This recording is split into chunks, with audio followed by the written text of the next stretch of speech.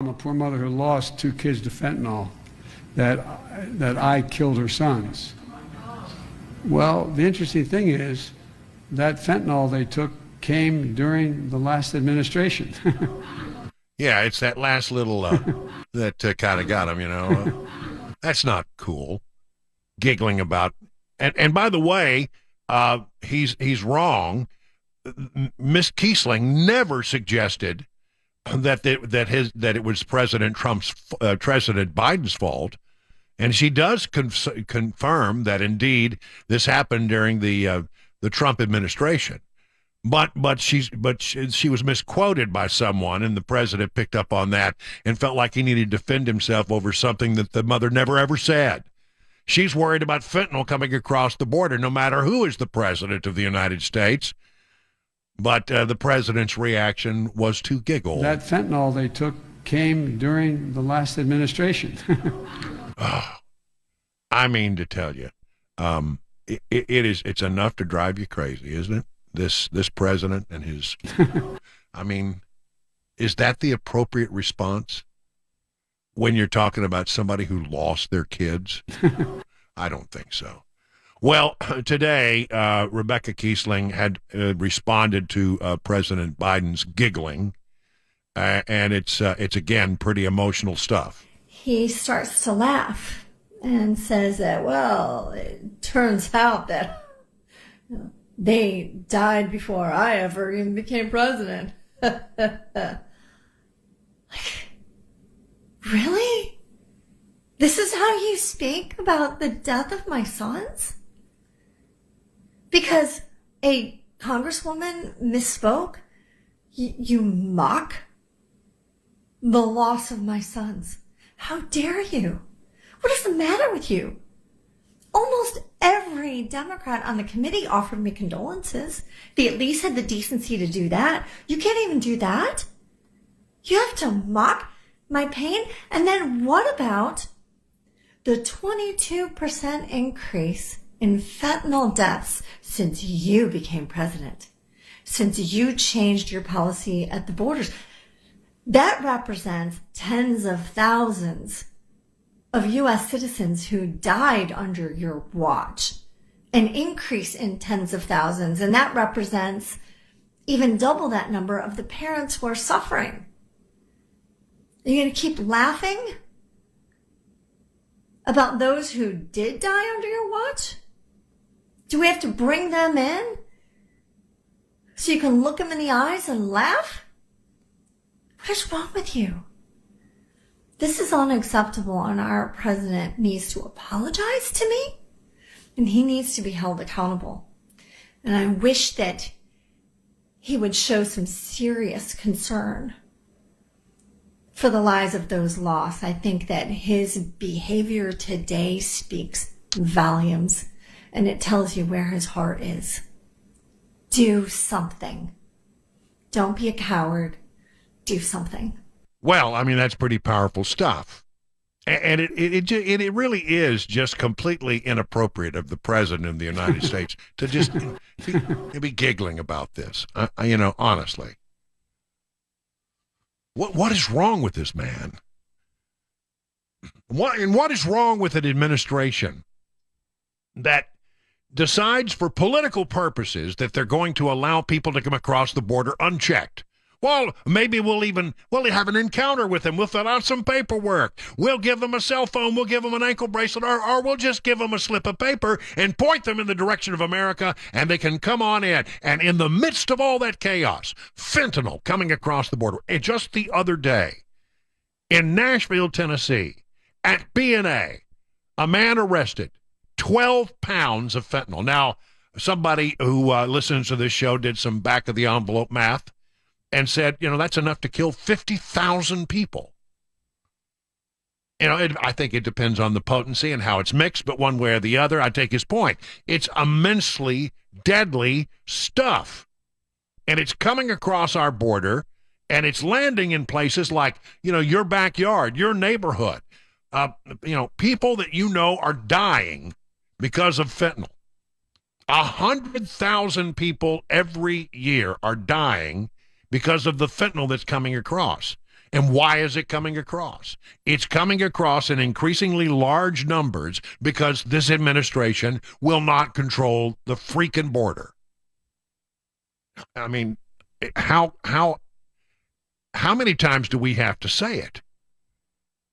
They're doing this for abject political purposes, to bring in as many people as they possibly can. Oh, yeah, just come on in. Yeah, the water's fine. This is America, just evaporate into the fabric of America. And if you feel like it, maybe check in a little later, let us know where you are. And, of course, they don't. By the millions, they are coming.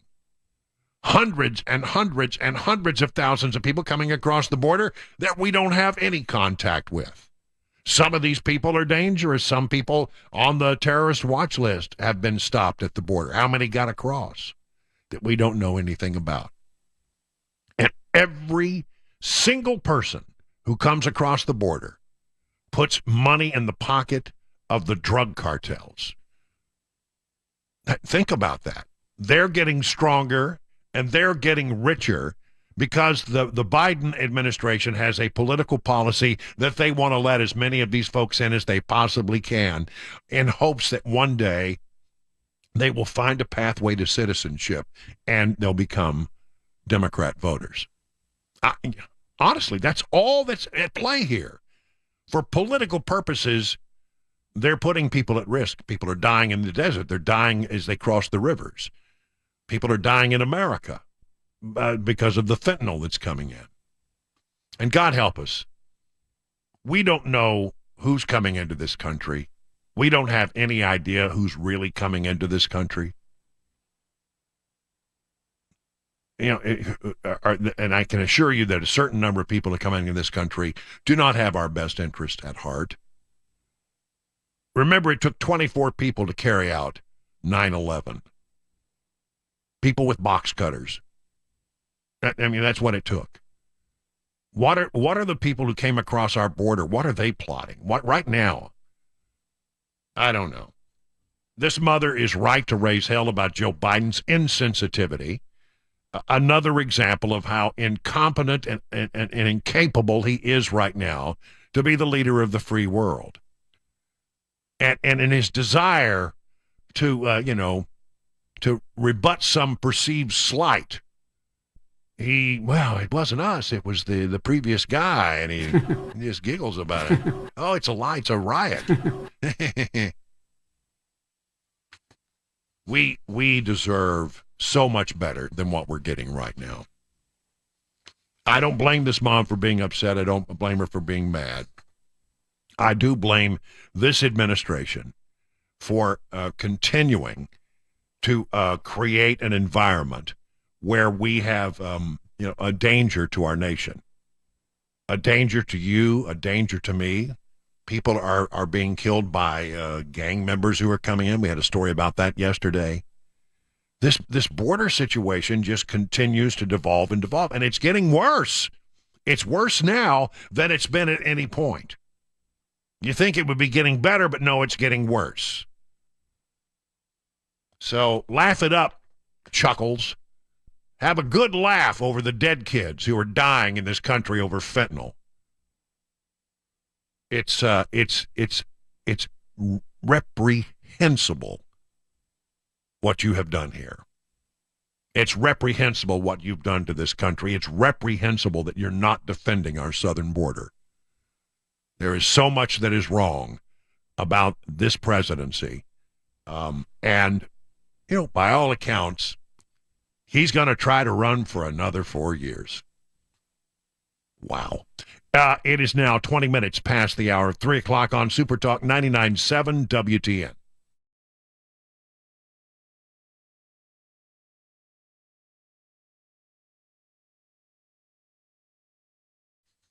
Let me tell you about the folks at Genesis Diamonds. Finding value isn't important all the time, but especially these days.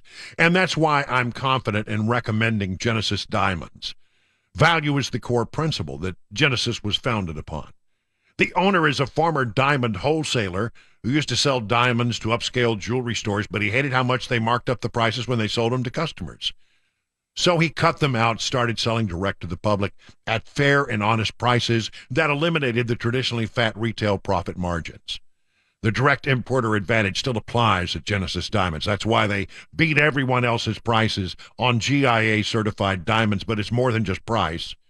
At Genesis, you get a higher quality diamond with the best cuts for maximum brilliance, no commissioned salesperson, a personal, relaxed shopping experience, free service for life on any purchase. So this year, as you think about getting engaged or perhaps celebrating a milestone of any kind, remember Genesis Diamonds. Best selection, highest quality, guaranteed best value, and a locally owned company with amazing international connections. Genesis Diamonds, Green Hills, and Cool Springs.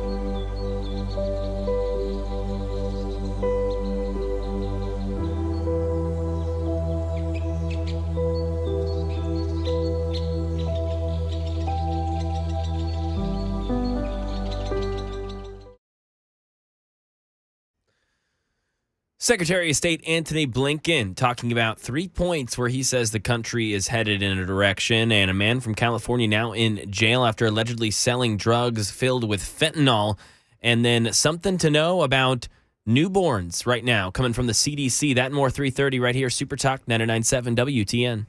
Mac Maury in the newsroom. There's Chris Weber in the control room. I'm Brian Wilson. And by the way, you really should check us out on SuperTalk TV. It's up and running on our Facebook page, on our Twitter page, on our YouTube page, and on our Twitch page. Everybody Twitch together. I mean, and you know, come take a look at the handsome individuals bringing you news and information this afternoon. Where? I feel like I'm dressed up pretty nice today. Yeah. Framed by a metallic goat, Larry Goatland, very prominently displayed. He's getting a little aggressive there, isn't he? Well, yeah, and you know, he is.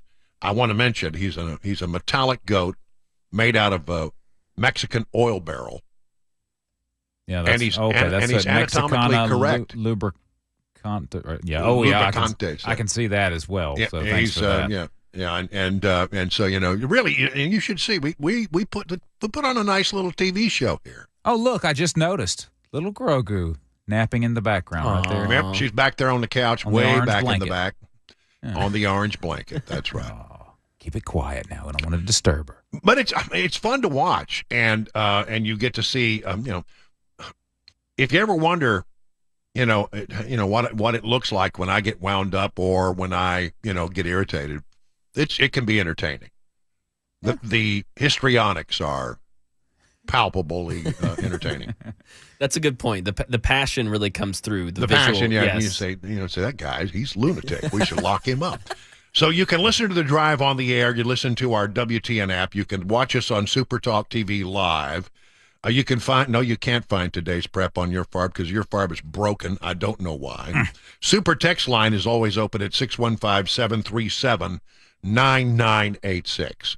I mean, so just come by for a little while and take a gander. I think you'll like it. Or you may go, oh, those guys are awful looking. You would say, well, that's a good looking goat you got there, Wilson. I'm telling you. All right, I want to move on. Transportation is getting to be a thing that's challenging on many different levels. A flight headed to Florida was forced to make a landing in Jacksonville when a fire started. A Spirit Airlines flight departed Dallas and was traveling to Orlando, and there was all of a sudden a fire in an overhead bin that was extinguished on the flight. Seems it's one of these lithium battery fires. It turns out that passenger Rocco Ciccarella jumped in to help. He's a retired New York City fireman. He said, I got to the baggage overhead and smoke was billowing out of it. The whole cabin smelled, smoked up, filled up with smoke. I ripped open the door, and one of the attendants came by and yelled, get some water. Actually, I'm not sure water's the right thing for a fire like that. But they did land safely at Jacksonville International Airport, and, good, quick work there by this off-duty or former, I guess, retired New York City fireman.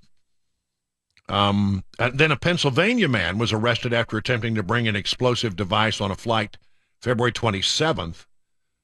He was arrested by FBI agents Monday after he allegedly attempted to bring an explosive device onto an Allegiant Air flight from the Lehigh Valley International Airport, again headed to Orlando. What are all these people doing going to Orlando?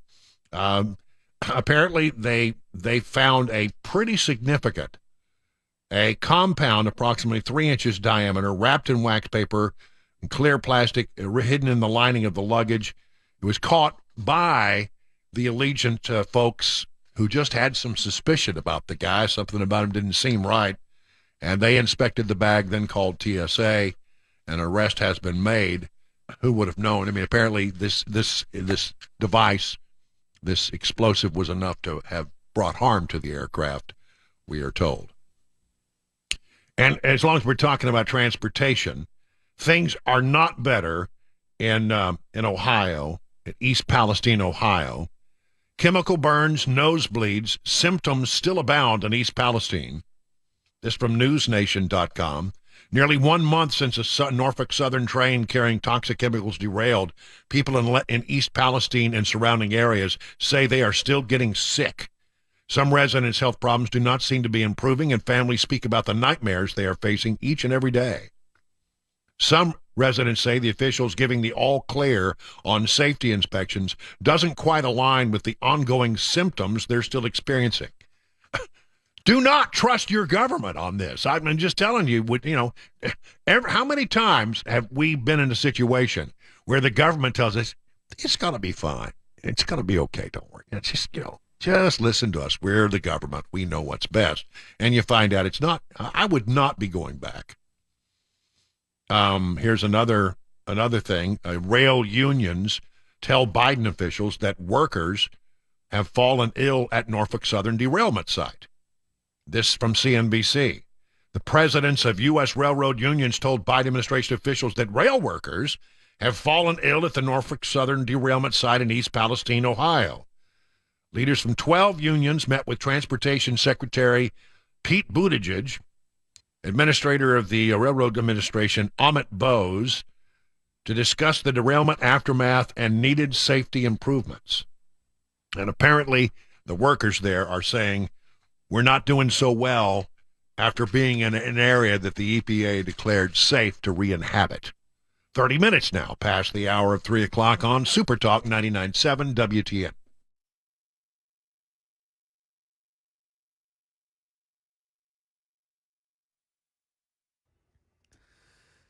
It's 3:30. I'm Mac Morey with your top story. 65 degrees, a cloudy day in Music City. Going to be a windy early morning tomorrow. Right now, all of Middle Tennessee and most of the state in general is in a high wind warning that starts at 6 a.m. Friday. It'll go till 6 p.m. tomorrow. So the whole duration of the day, south winds 25 to 40 miles an hour with gusts up to 60 miles an hour. And, of course, thunderstorms will be going on and off throughout all of that, and a chance for a possible tornado or two in Middle Tennessee. But, however, that severity is a low chance. Weather and traffic coming up in just a few minutes.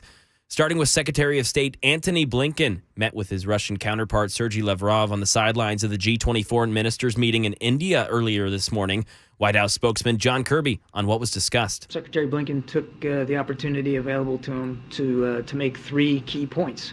One, we don't want Russia to suspend their participation in New START because that treaty makes both our countries safer. Two, we want Paul Whelan back. We got a proposal on the table. They ought to take it. And three, we're going to continue to support Ukraine. Over here in the volunteer state with a crime story, a man from California is now in jail in Nashville after allegedly selling pills with fentanyl in them over 3 years ago. A man was found unresponsive in a parking lot, and investigations led them to find 31-year-old Kevin Van Lam as the culprit to that overdose. Police said Lam was booked in the Davidson County Jail last week, where he's being held on a $150,000 bond.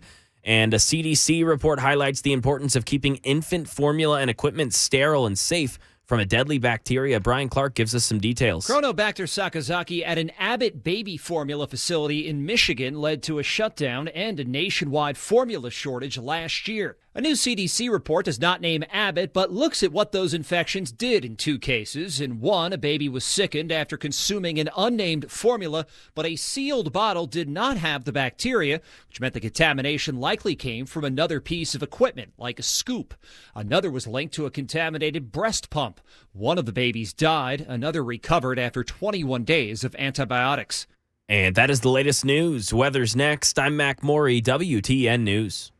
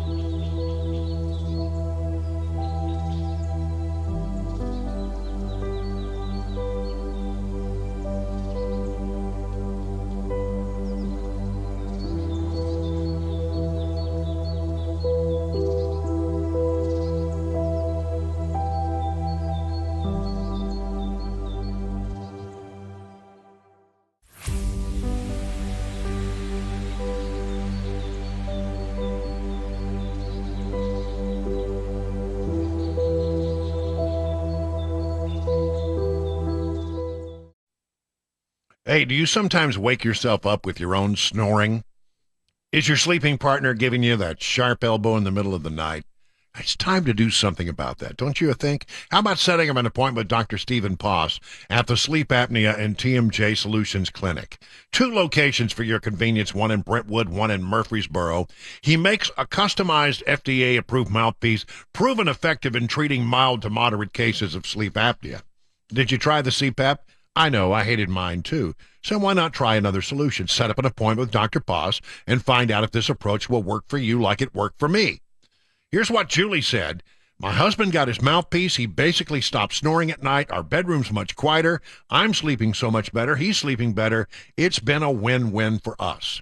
Start getting a good night's sleep. Feel more energized during the day. Contact the Sleep Apnea and TMJ Solutions Clinic at your earliest convenience to set up an appointment with Dr. Paz. 615-850-8445. Learn more at drpaz.com. Hi, I'm Paul Winkler. I've had a financial radio show on WTN for over 20 years. But before that, for about the first 10 years of my career, I worked for a big investment firm. The name of the game was selling and getting assets under management. Then I was introduced to evidence-based investing, driven by academic research and not the sales process. Two big revelations. One was that investing in the stock market wasn't a gambling adventure.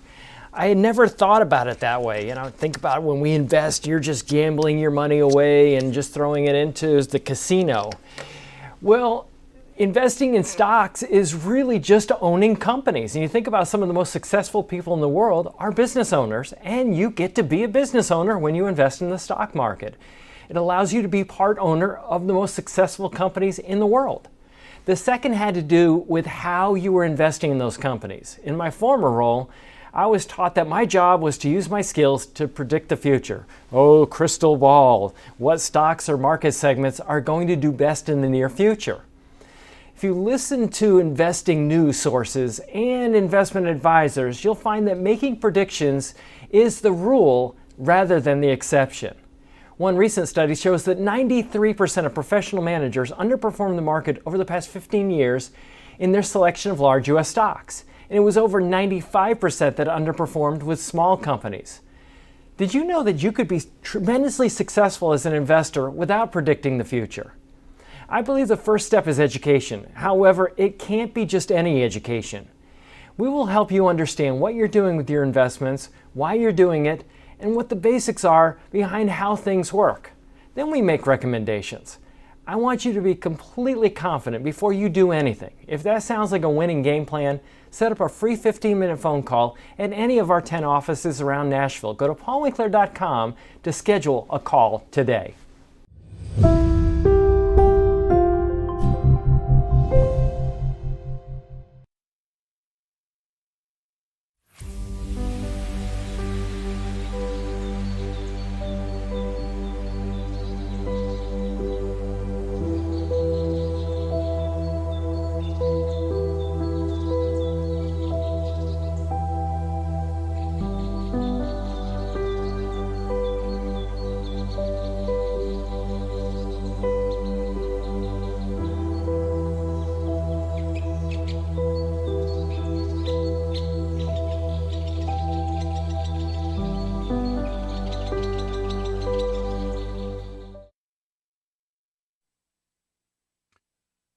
Well, good afternoon, everybody. 38 minutes now past the hour of 3 o'clock on SuperTalk 99.7. I am your friend and radio buddy in the chair and on the air.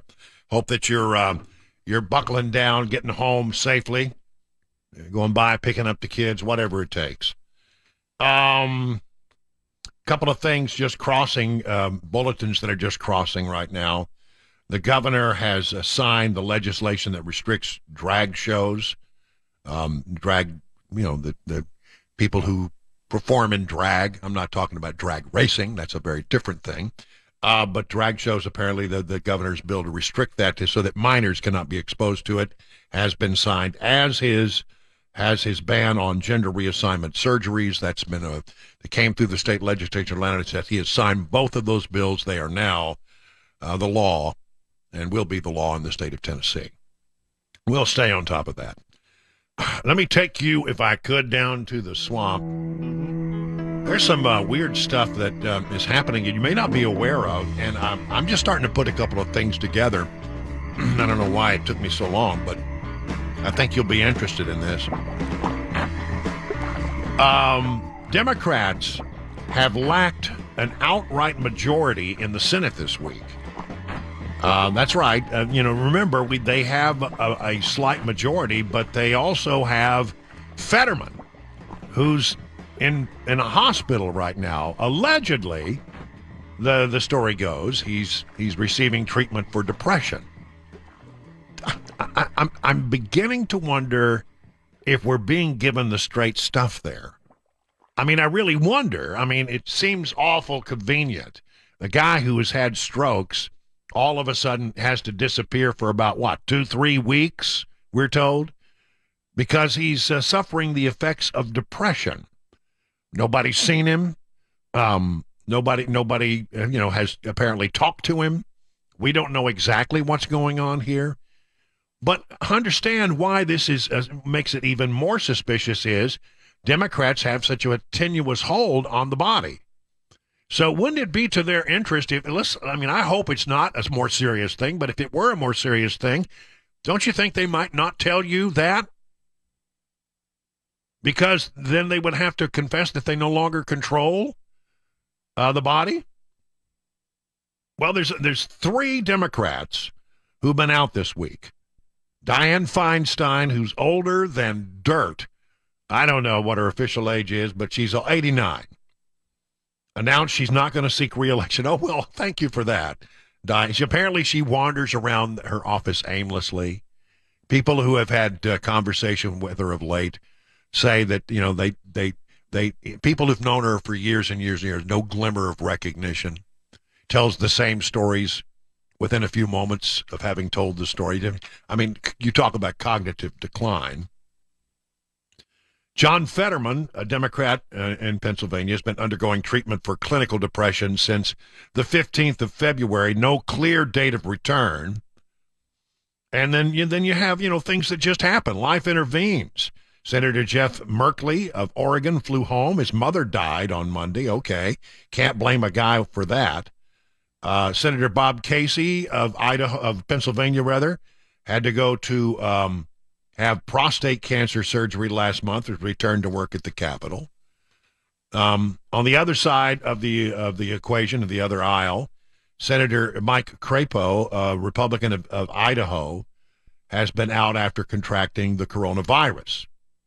As a result, Democrats have functionally had a 48-48 majority this week, leading Vice President Kamala Harris to step in to cast several tie-breaking votes.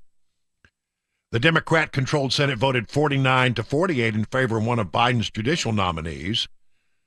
Let's see. White House Deputy Press Secretary Olivia Dalton declined to comment on whether the administration is concerned whether absences of Democrat senators could derail confirmation of some of the president's nominees, especially like his nominee to run the Labor Department.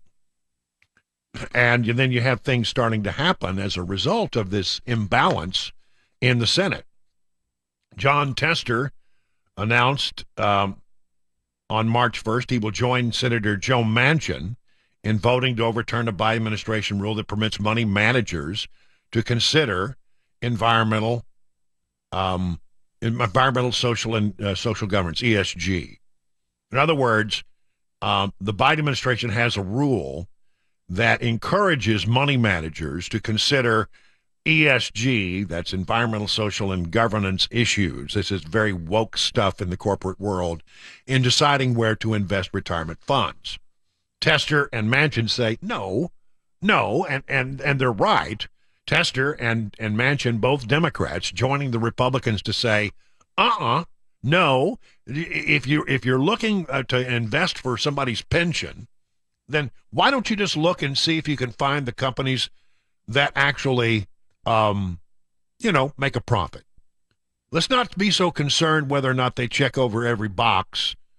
They have enough, women and minorities in the boardroom, and whether or not they have a good policy about their tree hugging policies or their indigenous people, policies, whatever it is. Let's just focus on whether or not they are good companies that make profit and are good investments. I'm at a time when working families are dealing with higher costs from health care, housing. We need to be focused on ensuring Montanans' retirement savings are on the strongest footing possible, said Tester. I'm opposing the Biden administration rule because I believe it undermines retirement accounts for working Montanans and is wrong for my state. So, I mean, I agree with him there. You could insert Tennesseans or any other state in his little statement, and I would sign on to that wholeheartedly. And then you've got Manchin doing that as well. Also in the swamp today, the White House suddenly realizes that TikTok is a national security threat. Back in June, Joe Biden revoked a Donald Trump-era executive order that aimed at banning the popular Chinese apps TikTok and WeChat, citing national security concerns. In its place, the Biden administration pushed for a broader review of foreign applications. Well, look, he's in the Chinese pocket. There's no doubt about that. And TikTok, WeChat, Chinese companies that are absolutely scooping up gobs and gobs and gobs and gobs of intelligence through these TikTok and WeChat apps.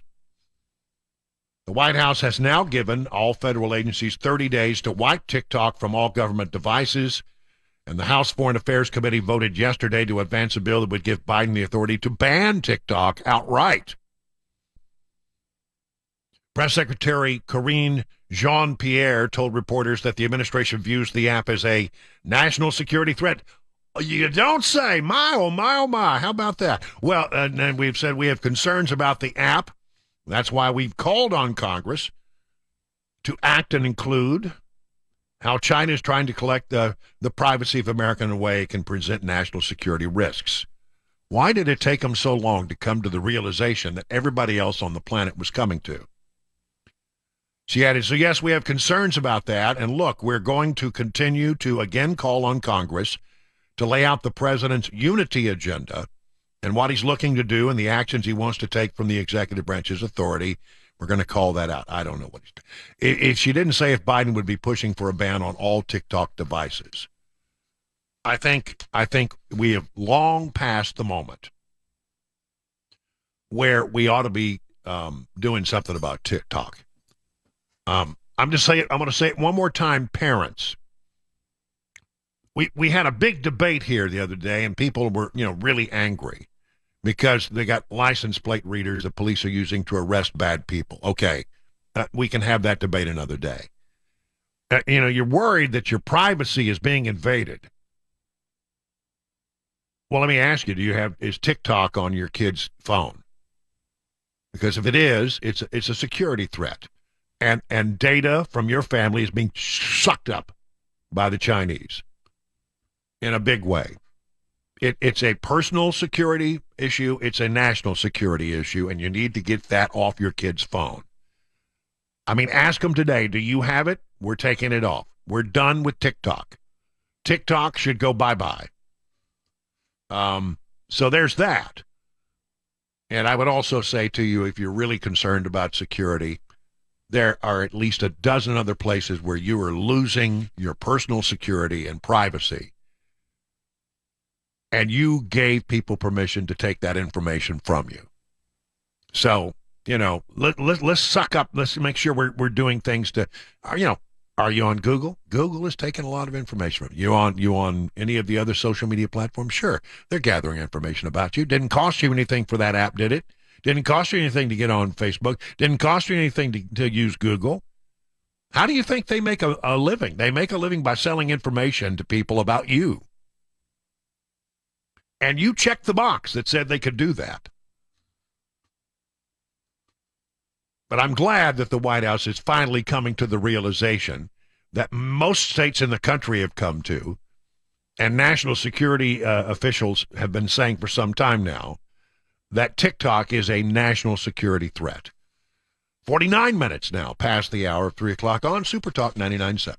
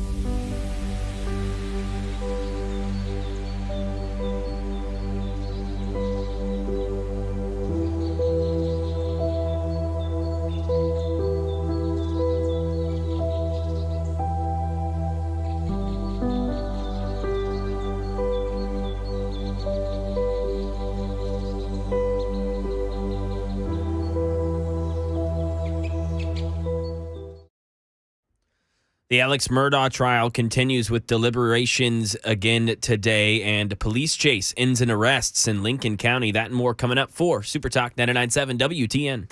All right, thank you, Mac Morey. We appreciate you joining us here to bring us the news and information. Chris Weber's there in the control room.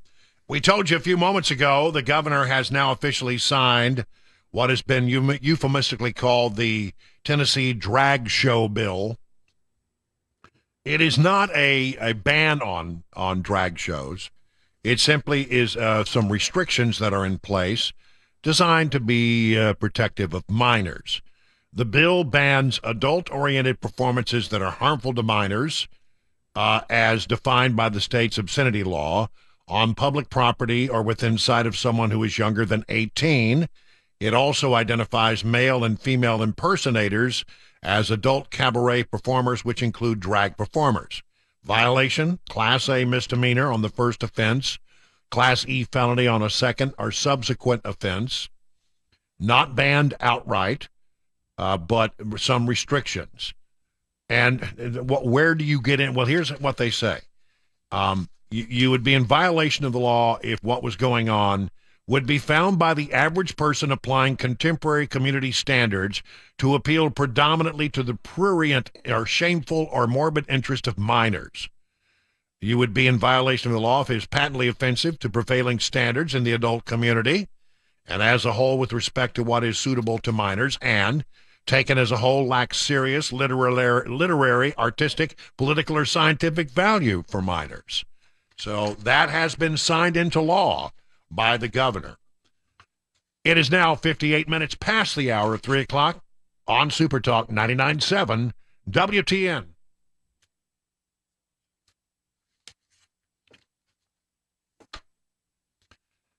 Sylvan Health, let's talk about that. It's SYLVAN, a personalized nutrition service covered by insurance. You see, it's all about nutrition. Nutrition can improve the way you feel, can help you lose weight, help you manage health conditions like high blood pressure, diabetes, high cholesterol, all of which directly related to the foods we eat, and this is where Sylvan Health comes in. Sylvan can connect you with a registered dietitian to help put together a nutrition plan for you without forcing you to cut out all the foods you love. Your dietitian will provide tools such as meal plan, shopping list, restaurant guides. A few small tweaks to your diet can go a very long way. Appointments are done on video calls, maybe even on your phone. So there's no need to travel in for face-to-face meetings. And here's the best part. Service is covered by insurance. That's right. 90% of patients have zero out-of-pocket costs. So schedule your appointment today. Call this number 833-279-5826 or visit sylvanhealth.com to take that first step toward looking and feeling better, utilizing the power of great nutrition.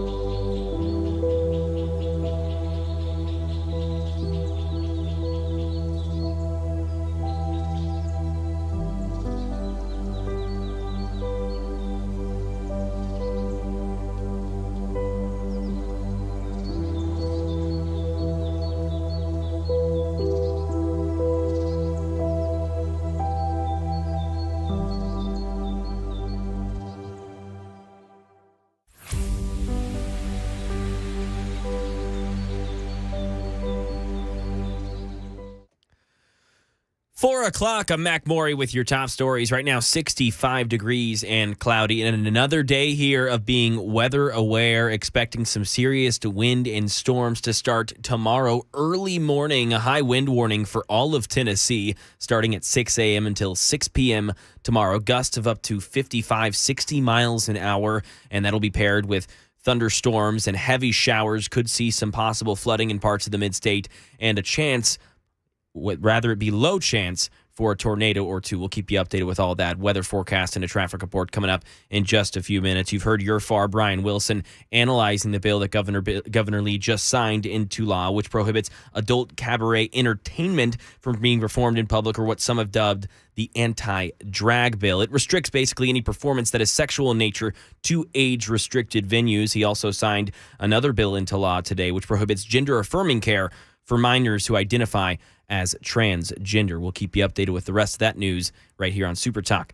The fate of accused murderer Alex Murdaugh now in the hands of the jury. The disbarred South Carolina lawyer charged in the shooting deaths of his wife and son. Here's more from Im Nguyen at the Colleton County Courthouse in Waltersboro. They have sat here for more than a month listening day after day to the defense and state. And when I was in there, certainly they looked tired. Some of them were yawning. One of them even had a blanket while she was listening to some of the arguments. And so certainly that's not a good sign, as you are getting more and more exhausted. But it certainly seemed and appeared as if the jury is ready for the deliberations now that it is happening.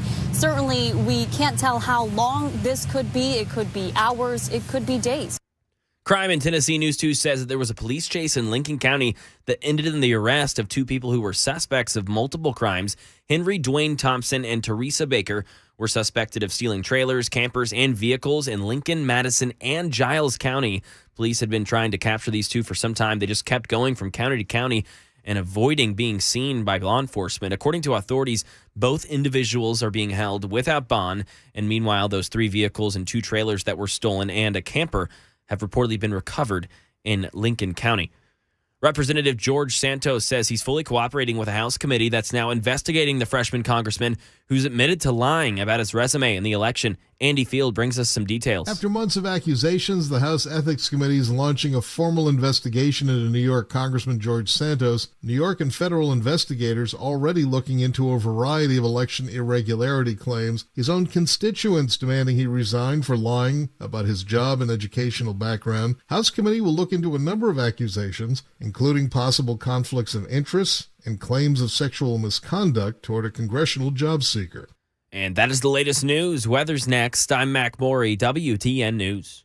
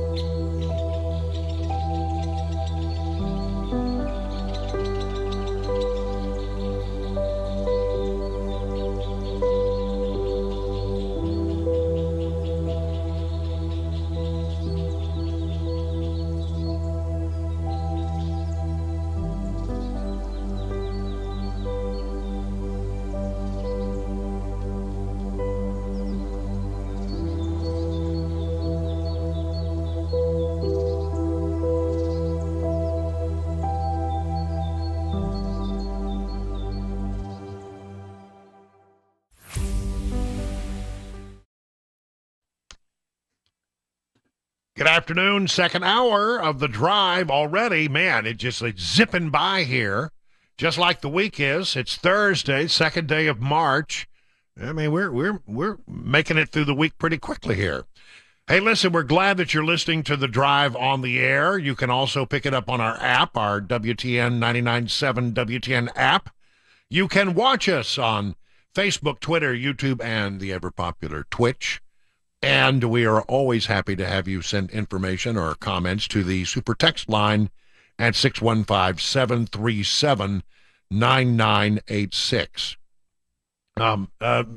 We got a lot going on today, and some of the breaking news that you may care about is that the governor has attached his signature to the so-called drag show bill, the one that would say you know if you're in a drag show you cannot expose it to minors. Doesn't ban them, it just restricts them and protects young people from being involved in them or being exposed to them. And then the other thing was the gender reassignment surgery bill. In the state of Tennessee now, or I guess whenever this goes into effect, it will be illegal to conduct gender assignment surgeries on anyone who is under the age of 18. There will no doubt be legal challenges to both bills, but I think it's on pretty good standing the way it looks to me. I'm not an expert in that regard, but what I read into it, it seems like these are pretty sound bills. We'll see what happens in the days ahead. But the governor wasting no time attaching his signature to those two important bills that we've talked about so much here on this program. I want to talk to you about the situation on the border again, but in a different way. I espoused this idea the other day, and I actually, the more I think about it, the more I think it really is the direction that we should go in this country. We have a problem right now with fentanyl coming into this. 100,000 people are dying each year in the United States because of fentanyl. If you talk to any police officer, I've talked to them, they say not uncommon to have 2, 3 fentanyl overdoses every police shift. It is prevalent. It's everywhere, and it is really having an impact on our young people and again just on society in general.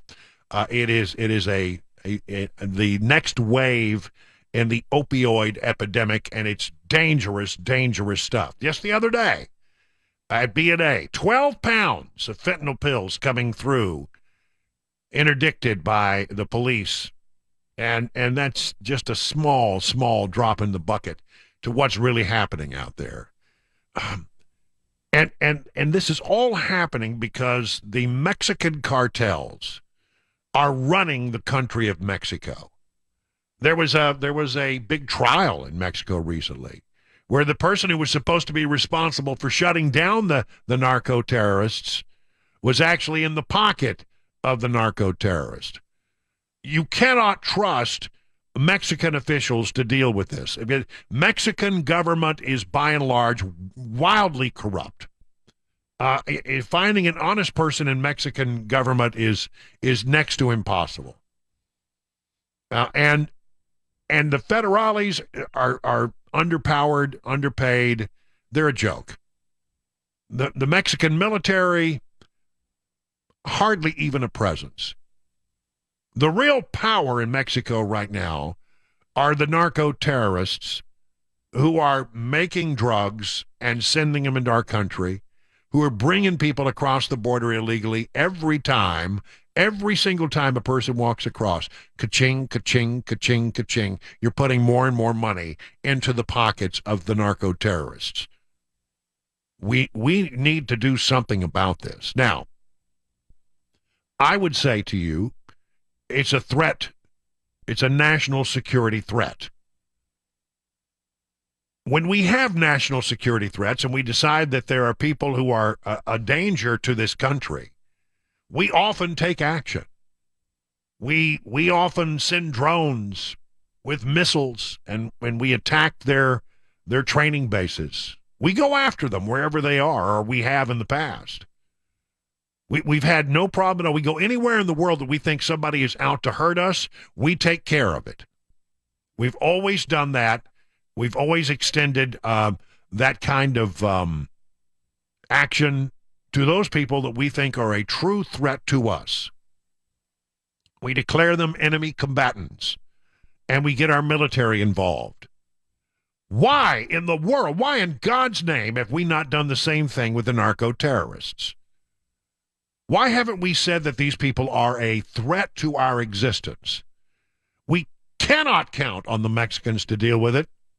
They just simply seem to be incapable of doing that. We need to take the matter into our own hands. We need to declare that the various Mexican drug cartels, the narco-terrorists, are our sworn enemy. Let's make them enemy combatants, and let's go after them the same way we would any other enemy combatant around the world. Let's take them out. Let's do what, and we know where they live. We know where their drug labs are, or if we don't know, we could figure it out pretty quickly if we just assign the proper resources to it. Why don't we do that? Why don't we do that?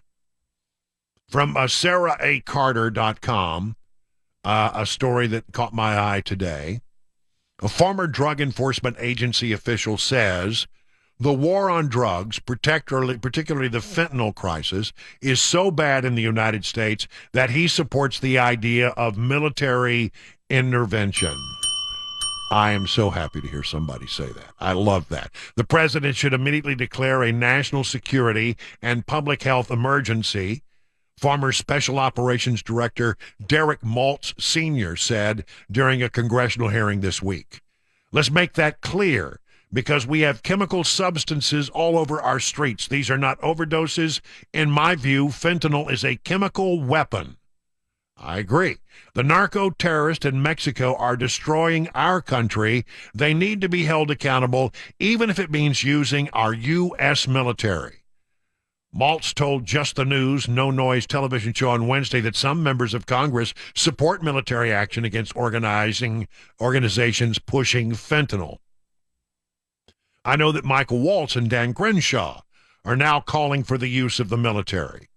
This is not typical opioid addiction, which is a legitimate issue in its own right, and there's so many people that need help, but this is something different. We've never experienced it in the history of our country. Maltz further advocated a tightening of lawful immigration to limit trafficking operations. Yes, well, that would be nice as well. Fentanyl is a highly potent narcotic entering the U.S. in increasing numbers. Border officials seized a staggering, are you ready for this? 9,400 pounds of the substance in the last 3 months of 2022. The last 3 months. In all of fiscal 2022, authorities seized 14,700 pounds of fentanyl. 23 numbers have been bad. And I'll tell you something else. For every 1,000 pounds that gets seized, interdicted, there's probably 10,000 pounds that get through. What are we going to do about this? Why don't we as a nation take it upon ourselves to find out where the narco-terrorists are located within Mexico, send up a drone, and take them out? Why don't we do that? Why don't we do whatever we need to do? I mean, what's going to happen? Mexico will say, well, wait, sovereignty. Oh, well, how about our sovereignty being invaded, by people that, are coming across the border from Mexico? No, we go in there and we take care of it and we solve this problem and we treat them as the terrorists that they are. Those that would do harm to this country should be treated as terrorists. It doesn't matter whether they happen to, live in nice buildings, nice compounds inside Mexico. They're still terrorists. Mexico could complain, but honestly, they would be better off if we did this because they can't control it. The drug cartels are more powerful than the Mexican military, better equipped. I promise you, if we did this, we would not only be doing a favor to Mexico, we'd be doing the best possible thing we could be doing for our own country. And why on God's green earth do we continue to allow the policies on the border that only continue every day to put more money and more money and more money in the pockets of the drug cartels? Every person, ka-ching. Every bit of fentanyl that comes across, ka-ching, ka-ching, ka-ching. They're getting richer, and they're getting richer, and they're getting richer, and people are dying in our country, and we have a policy in place through this administration that does one thing. It actually enriches the drug cartels. It's time for that to stop. It needs to stop now. Yeah, we might get some blowback from the Mexicans. Oh, well, what's going to happen? The mighty Mexican army going to come north and threaten us? Oh, my, that would be over in a half an hour. The Texas State Patrol could take care of that. Not worried. We really, I don't know why, we're happy to look at what's going on anywhere else around the world. And if we have detected a threat and a terrorist organization, we do whatever we need to protect us. But we've got one right on our back door, and we do nothing about it except enrich them. We have policies that really make them stronger, not weaker. The Biden administration, there's a special place in hell for the people who have not secured our border. I'm telling you, the border is out of control, and it hurts us in so many different ways, and it enriches. We have a policy, a Biden administration policy, that does nothing to solve the problem and actually makes the problem worse by making the drug cartels more powerful each and every day. Bring them across. Ka-ching, ka-ching, ka-ching. Money right into the pocket of the cartels. Fentanyl, come across the border. Ka-ching, ka-ching, ka-ching. They get stronger. They get stronger. They get richer. We have this wrong. We need to do the right thing here. We need to take action against the drug cartels. We need to take them out. Again, this problem, like all the problems on the border, could be solved in about a week. I promise you, we could stem the flow of fentanyl if we got serious about it and looked at the narco-terrorists as what they are, terrorists who are out to do this nation harm. It's 20 minutes now past the hour of 4 o'clock on SuperTalk 99.7 WTN.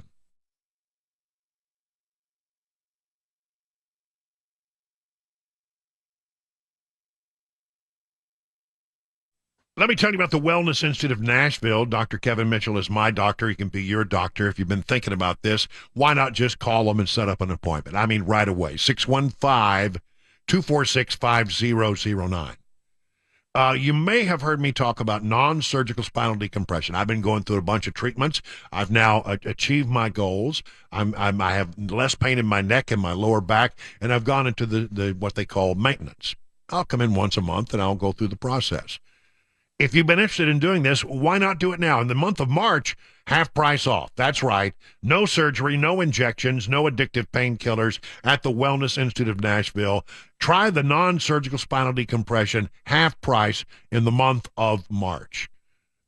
You might want to, just start that first phone call and get there and get the consult. It's $23. Exam, consultation, x-rays if needed.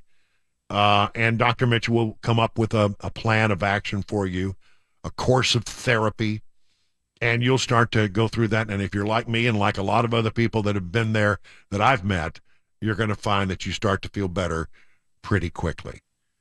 Dr. Kevin Mitchell is my doctor. He'll be your doctor. Also, you might want to meet Dr. Ashley, who has achieved clinical excellence in holistic healing. It's all at the Wellness Institute of Nashville, 615-246-5009. Learn more at painisbad.com.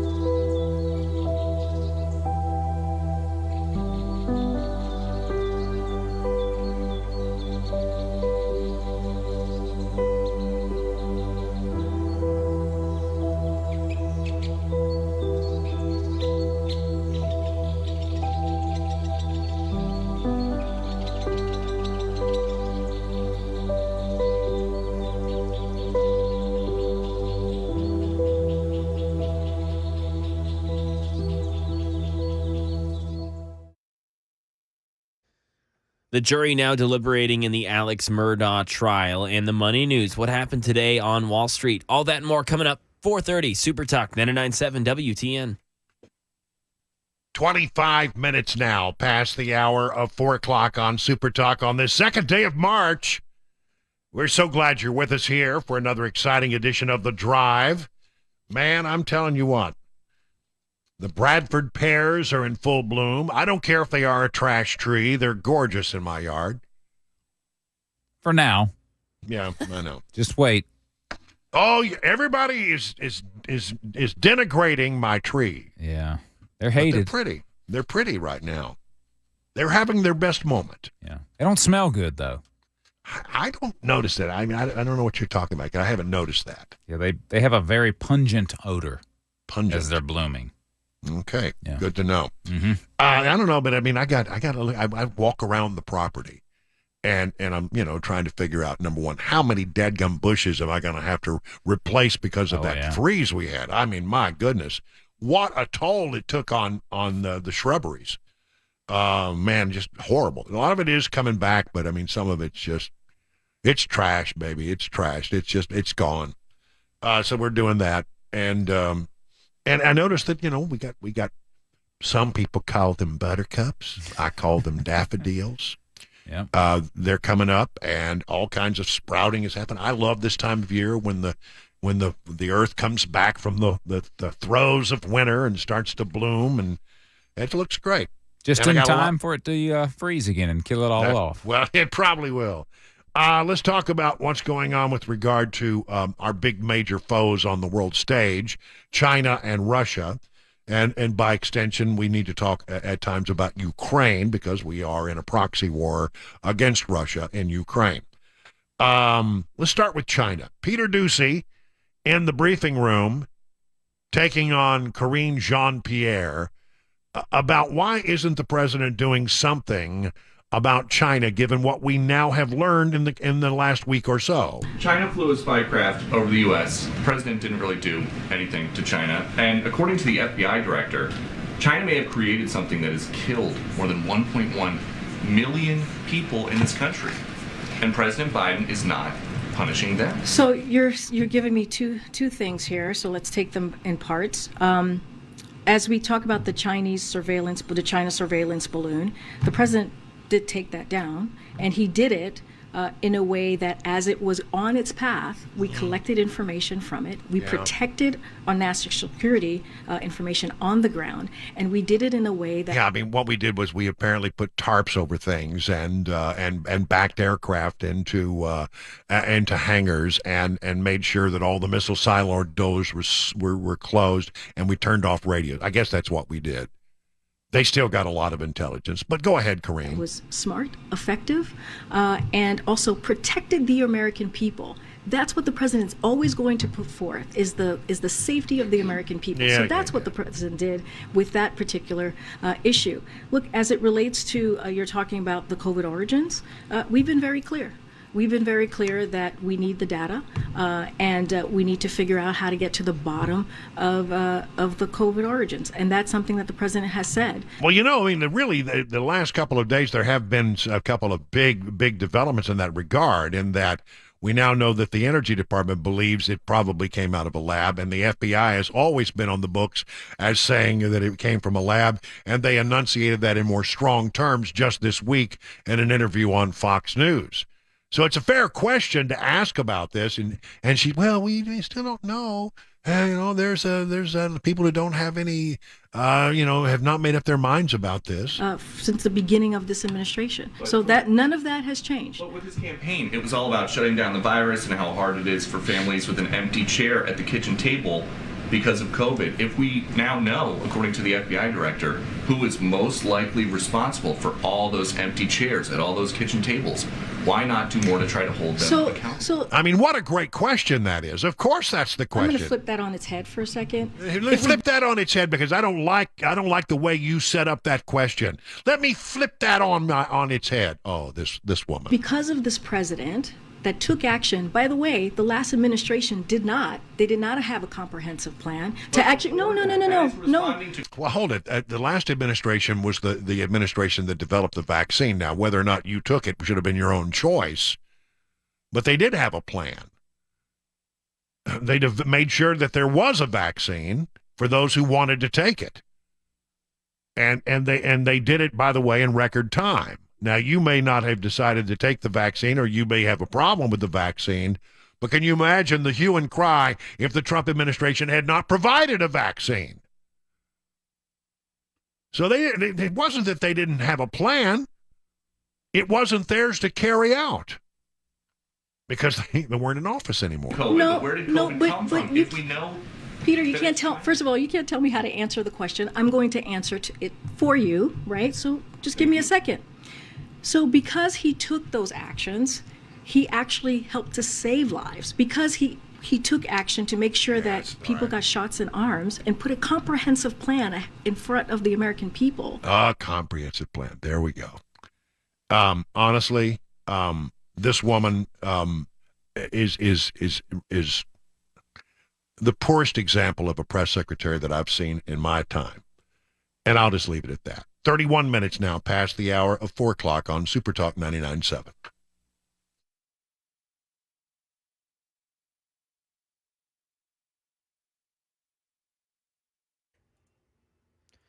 .431, I'm Mac Maury with your top stories. Right now, 64 degrees and cloudy. Tracking weather again in the mid-state, but for what's to come tomorrow, remember Monday this week, it's going to be kind of like that. A high wind warning goes into effect at 6 a.m. It'll last all day until 6 p.m.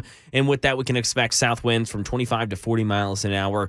Gusts up to 60. That's going to be paired with thunderstorms, heavy showers, possible flooding, and a level 2 out of 5 risk for tornadoes in Middle Tennessee. Weather forecast and traffic report coming up in just a few minutes.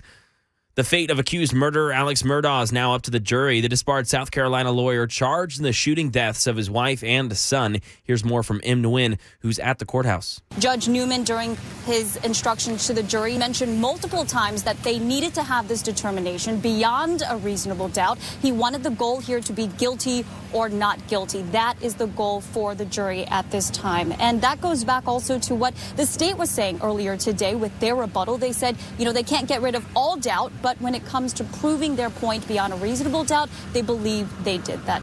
And over to the money news, Daria Albinger. What a difference a day makes. Stocks closed close to their session highs. The Dow soared 342 points, the Nasdaq rose 84, and the S&P closed up 30. The markets closed higher for the first time in 3 days, shaking off worries, at least for the session, of rising interest rates. Stocks flipped from losses to gains as Raphael Bostic, president of the Federal Reserve Bank of Atlanta, said the central bank might not have to ramp up its interest rate hikes in hope of fighting inflation as aggressively as feared. The number of Americans filing for jobless claims dropped for the third week in a row, a sign that hiring is still strong. Here's a sign of the times. Shoe shines are losing some luster. The tradition of getting a quick polish from a rag-toting shoe shiner is becoming more of a rarity, with stands disappearing across the country. The decline's been exacerbated by the pandemic, remote working, and the rise in popularity of more casual workwear.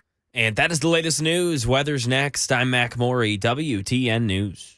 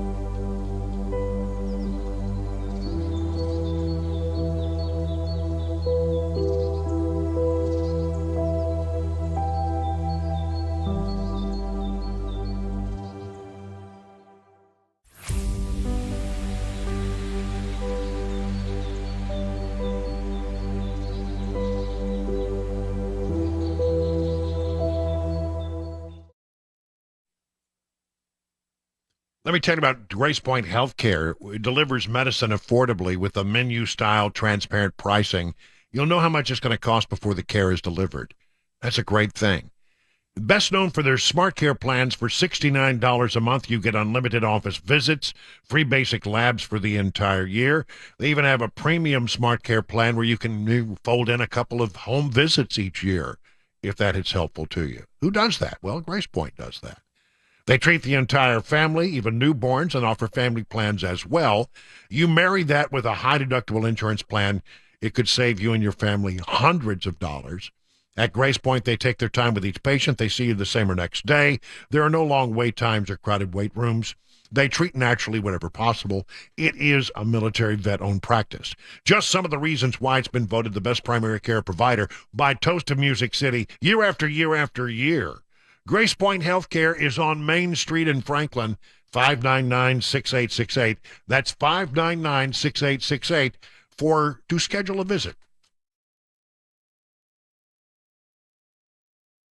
Hi, I'm Paul Winkler. I've had a financial radio show on WTN for over 20 years. But before that, for about the first 10 years of my career, I worked for a big investment firm. The name of the game was selling and getting assets under management. Then I was introduced to evidence-based investing, driven by academic research and not the sales process. Two big revelations. One was that investing in the stock market wasn't a gambling adventure. I had never thought about it that way. Think about when we invest, you're just gambling your money away and just throwing it into the casino. Well, investing in stocks is really just owning companies. And you think about some of the most successful people in the world are business owners, and you get to be a business owner when you invest in the stock market. It allows you to be part owner of the most successful companies in the world. The second had to do with how you were investing in those companies. In my former role, I was taught that my job was to use my skills to predict the future. Oh, crystal ball, what stocks or market segments are going to do best in the near future? If you listen to investing news sources and investment advisors, you'll find that making predictions is the rule rather than the exception. One recent study shows that 93% of professional managers underperformed the market over the past 15 years in their selection of large U.S. stocks. And it was over 95% that underperformed with small companies. Did you know that you could be tremendously successful as an investor without predicting the future? I believe the first step is education. However, it can't be just any education. We will help you understand what you're doing with your investments, why you're doing it, and what the basics are behind how things work. Then we make recommendations. I want you to be completely confident before you do anything. If that sounds like a winning game plan, set up a free 15-minute phone call at any of our 10 offices around Nashville. Go to paulwinkler.com to schedule a call today.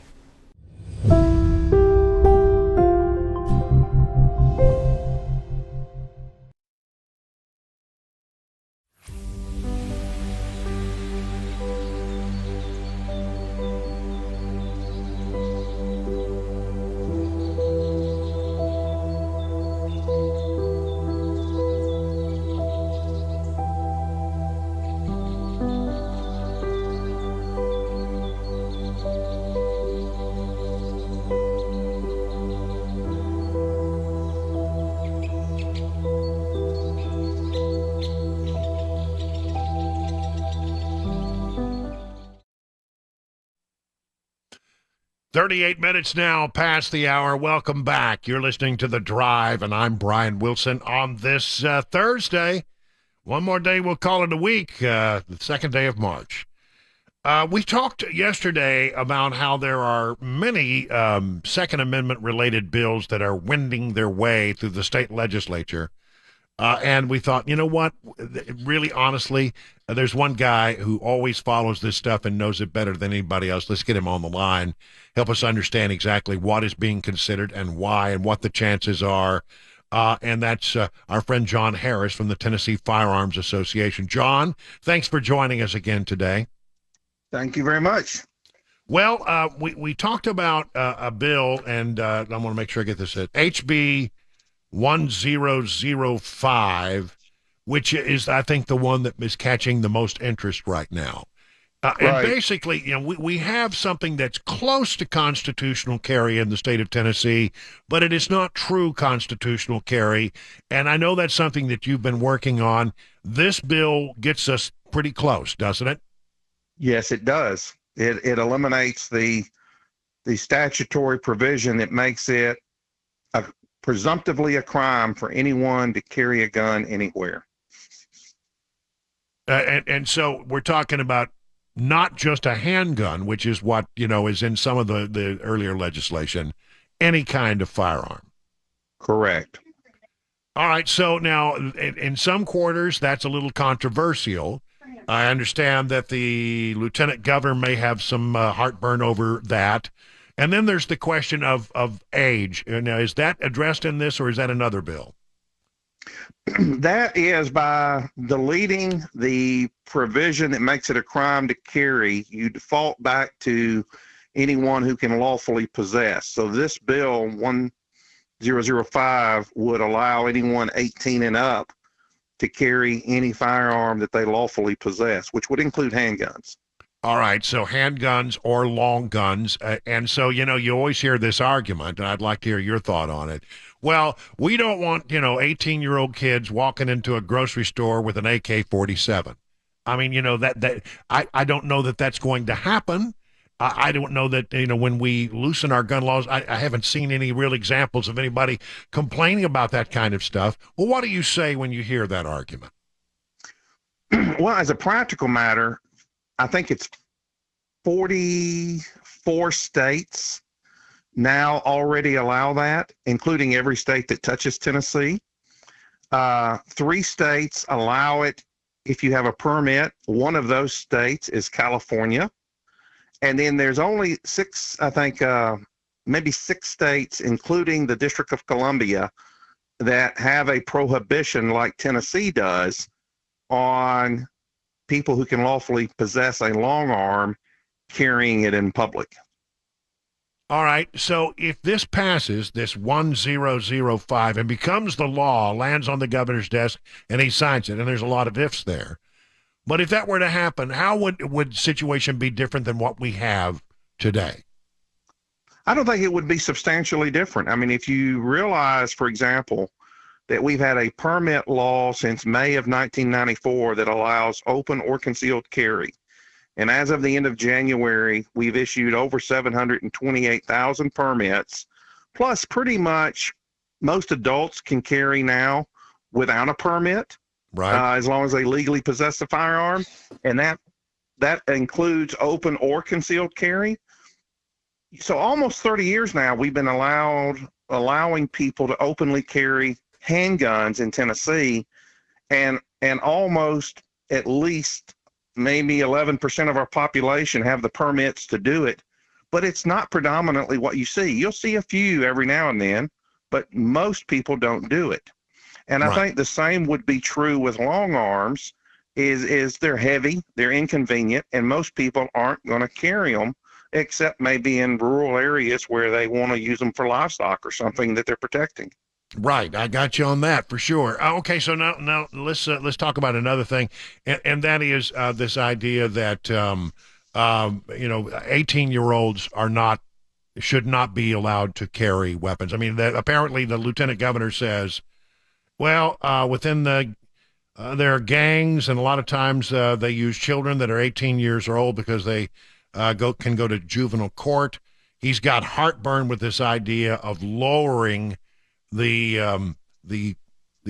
laws, the gun laws in this country, to allow anybody who's 18, between 18 and 21, to do these things.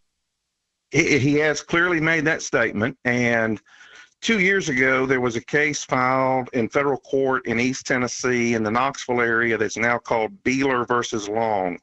And it's technically against the state of Tennessee. They sued the commissioner of the Department of Safety, Jeff Long. And the issue in that case was 3 individuals, ages 18 to 20, filed suit claiming that Tennessee's restriction on 18 to 20-year-olds getting permits or carrying under the permitless carry law violated their constitutional rights.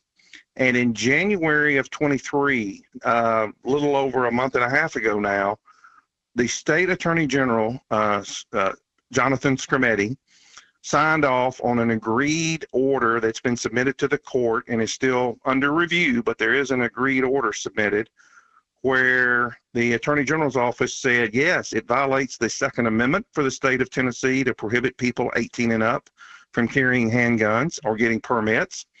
And that is a violation of the Second Amendment and the 14th Amendment. And it's also a federal civil rights violation. So I understand the lieutenant governor and some others may have pause about whether or not to do it, but frankly, they take an oath to support the Constitution, and their personal opinions really don't matter if it's the Constitution that requires it. Well, I mean, the lieutenant governor is the person in charge of the Senate. It's a very powerful position. If he's voicing concern, I would imagine that, you know, that there's a chance that this may not pass. What do you think the chances are that this bill that you would like to see passed will become law?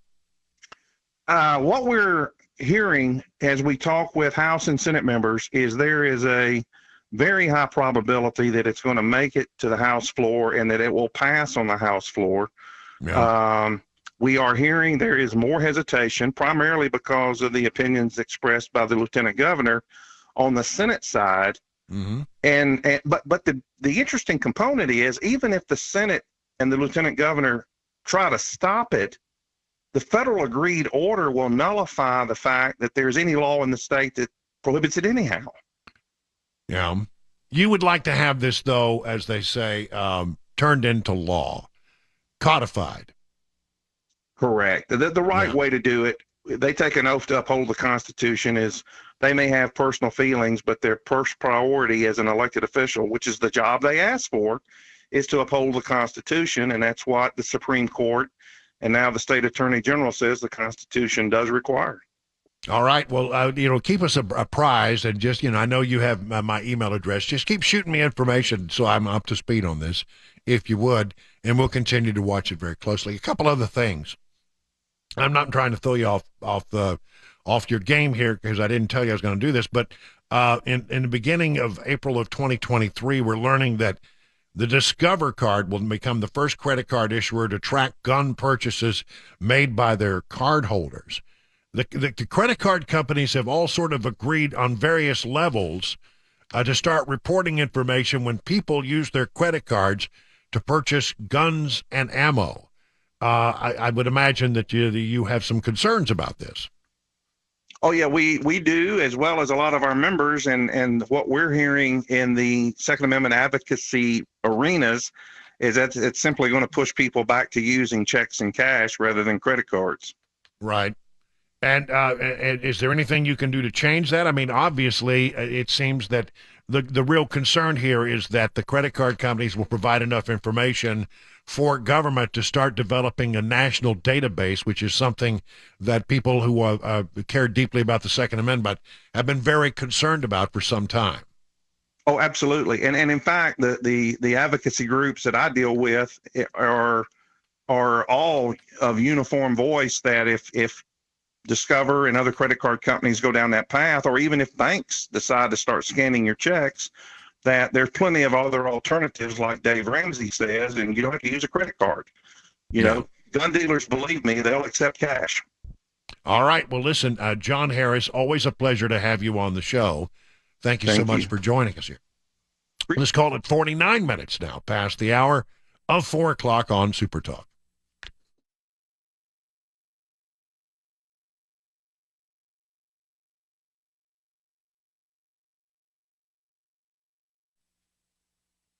Let me tell you about Eurofix. Have you noticed how unreliable things are and how unreliable they've become these days? You know, like when someone tells you, oh, your car will be ready at 4 o'clock, and you get there at 4 o'clock, and it's simply just not ready. People are really tired of that kind of stuff. And if you've had it with unreliable vehicle repair shops, come to Eurofix, because Eurofix turns unreliable into reliable, and Eurofix has your vehicle ready when it's really supposed to be ready, so you don't have to stand around and tap your toe and wait. Eurofix repairs all European cars with quality that beats the dealer without dealer pricing. That's because dealer repair shops are designed to pay virtually all of a dealership's overhead, and that's a lot of money. Why would you want to pay for that? At Eurofix, reliable also means a 3-year nationwide warranty plus a free loaner car with every repair appointment. So make sure you call ahead as loaner cars are very popular. If you're tired of unreliable repair shops, come where it is reliable. Eurofix, family owned for 24 years. Call 844-EUROFIX or visit myEurofix.com. That's myEurofix.com.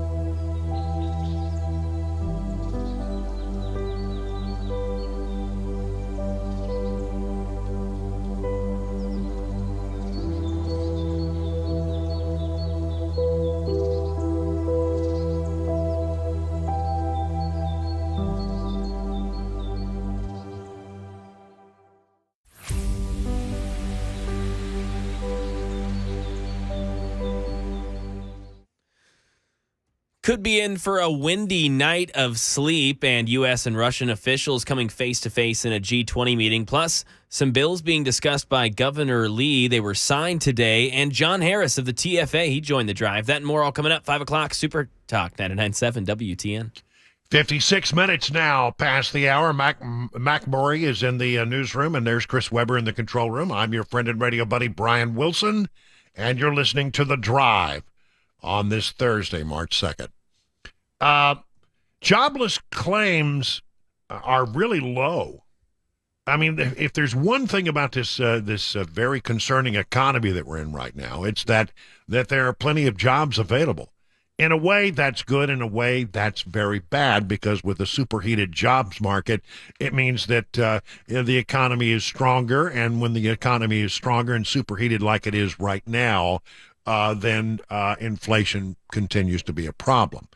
And the Fed will no doubt be led to continue to increase interest rates to cool the economy. It's a weird thing that, sometimes good news is bad news. I mean, you'd think that, well, jobless claims are down. That's a good thing. Well, and it is. And the fact that, the unemployment rate is low and that jobs are being added, that's definitely good news. But when the concern is inflation, that's considered bad news. So, again, the information continues to be both good and bad. But the one thing you should know about it is, with a strong jobless situation and unemployment being very low, the Fed is almost certainly going to continue to raise interest rates. It's now 58 minutes past the hour of 4 o'clock on Super Talk 99.7 WTN. Well, it's that time of year again when the housing market starts to heat up, with rates and home prices finally coming down over what they were last year. Accurate Mortgage is predicting that competition for homes among buyers may be as fierce as last year, if not more. So now is the time to get pre-qualified for an Accurate Mortgage home loan so you can be one step ahead of your competition and win that house of your dreams. Accurate Mortgage has so many options to help you make your new mortgage more affordable, such as their payment reduction mortgage, perfect for easing into your new payment. Here's what some folks have said about dealing with Accurate.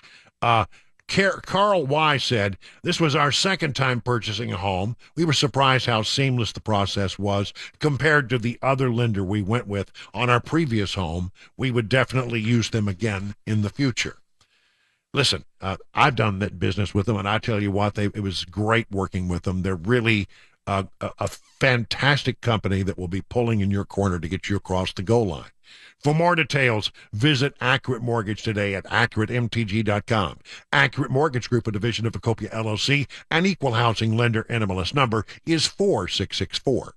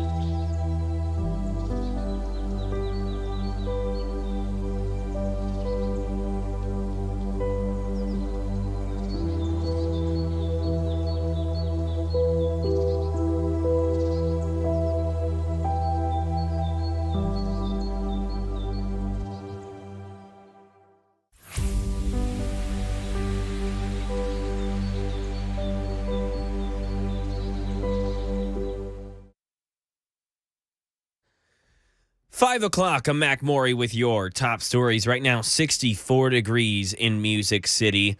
Looking at weather again in the mid-state today, but for what's going to happen tomorrow, really early tomorrow morning. Remember Monday this week, it was super windy. It's going to be kind of like that, possibly even worse. A high wind warning goes into effect at 6 a.m. It'll last all day until 6 p.m. tomorrow. With that, we can expect south winds from 25 to 40 miles an hour, gusts up to 60. This is all going to be paired with heavy showers, thunder, possible flooding, and a level 2 out of 5 risk for tornadoes in Middle Tennessee. We'll keep you updated with all that right here on Super Talk. Weather forecast, traffic report headed your way in about 5 minutes. U.S. and Russian officials coming face-to-face at a G20 meeting. Here's Ines de la Catera. At a G20 foreign ministers meeting in New Delhi, the U.S. and its European allies slamming Russia for invading Ukraine. Russia hitting back, saying the West is to blame. Secretary of State Antony Blinken and Russian Foreign Minister Sergei Lavrov also meeting face-to-face for less than 10 minutes. A senior U.S. official saying Blinken urged Russia to not follow through on its decision to pull back from the New START nuclear treaty. And the founder of the Tennessee Firearms Association, John Harris, joined the drive with Brian Wilson today and discussed some possible new legislation in the state. This bill would change the minimum age for open carry to 18 years old, currently 21 years of age. Harris talked about the potential of that bill being codified. As we talk with House and Senate members, there is a very high probability that it's going to make it to the House floor and that it will pass on the House floor. We are hearing there is more hesitation, primarily because of the opinions expressed by the Lieutenant Governor on the Senate side. But the interesting component is, even if the Senate and the Lieutenant Governor try to stop it, the federal agreed order will nullify the fact that there's any law in the state that prohibits it anyhow. And another bill making its way through the legislature concerning guns is changing the term from handgun to firearm. That means that anyone could carry an assault rifle as long as they don't have a felony on their record. Now to some more local legislation. These two bills were signed into law today by Governor Lee. The first, known as the drag show bill, it was signed, which prohibits adult cabaret entertainment from being performed in public, basically restricting any performance that is sexual in nature to age-restricted venues. And the other bill signed prohibits gender-affirming care for minors who identify as transgender. Under the terms of that bill, any minor currently receiving hormone therapy for gender dysphoria will be required to come off of that treatment by March 31st of next year. Both bills go into effect this year. And a Pennsylvania man arrested for putting an explosive into his checked luggage appeared in court today. Aaron Katursky. Mark Muffley mouthed, "No, I'm not," after a prosecutor told the judge he represented a danger to the community. The judge appeared to agree with the government and ordered Muffley detained. He's charged with possession of an explosive in an airport after the FBI said agents found an explosive in his suitcase. The defense said it was nothing but a firework, and prosecutors didn't necessarily disagree, but said it still posed a threat to the aircraft and to passengers. When Muffley was paged over the airport intercom, he called his girlfriend to pick him up. And once in the car, prosecutors said he changed his telephone number. That's the latest news. Weather's next. I'm Mac Morey, WTN News.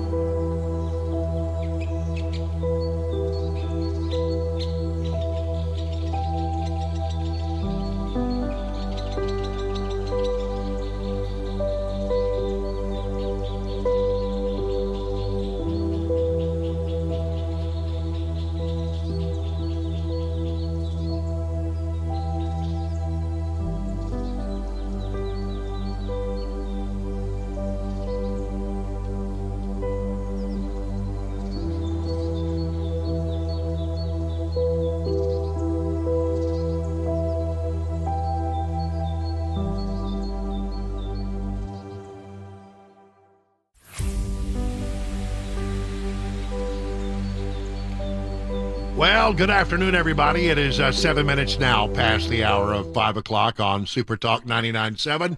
I'm Brian Wilson, your friend and radio buddy, bringing you news and information you can use.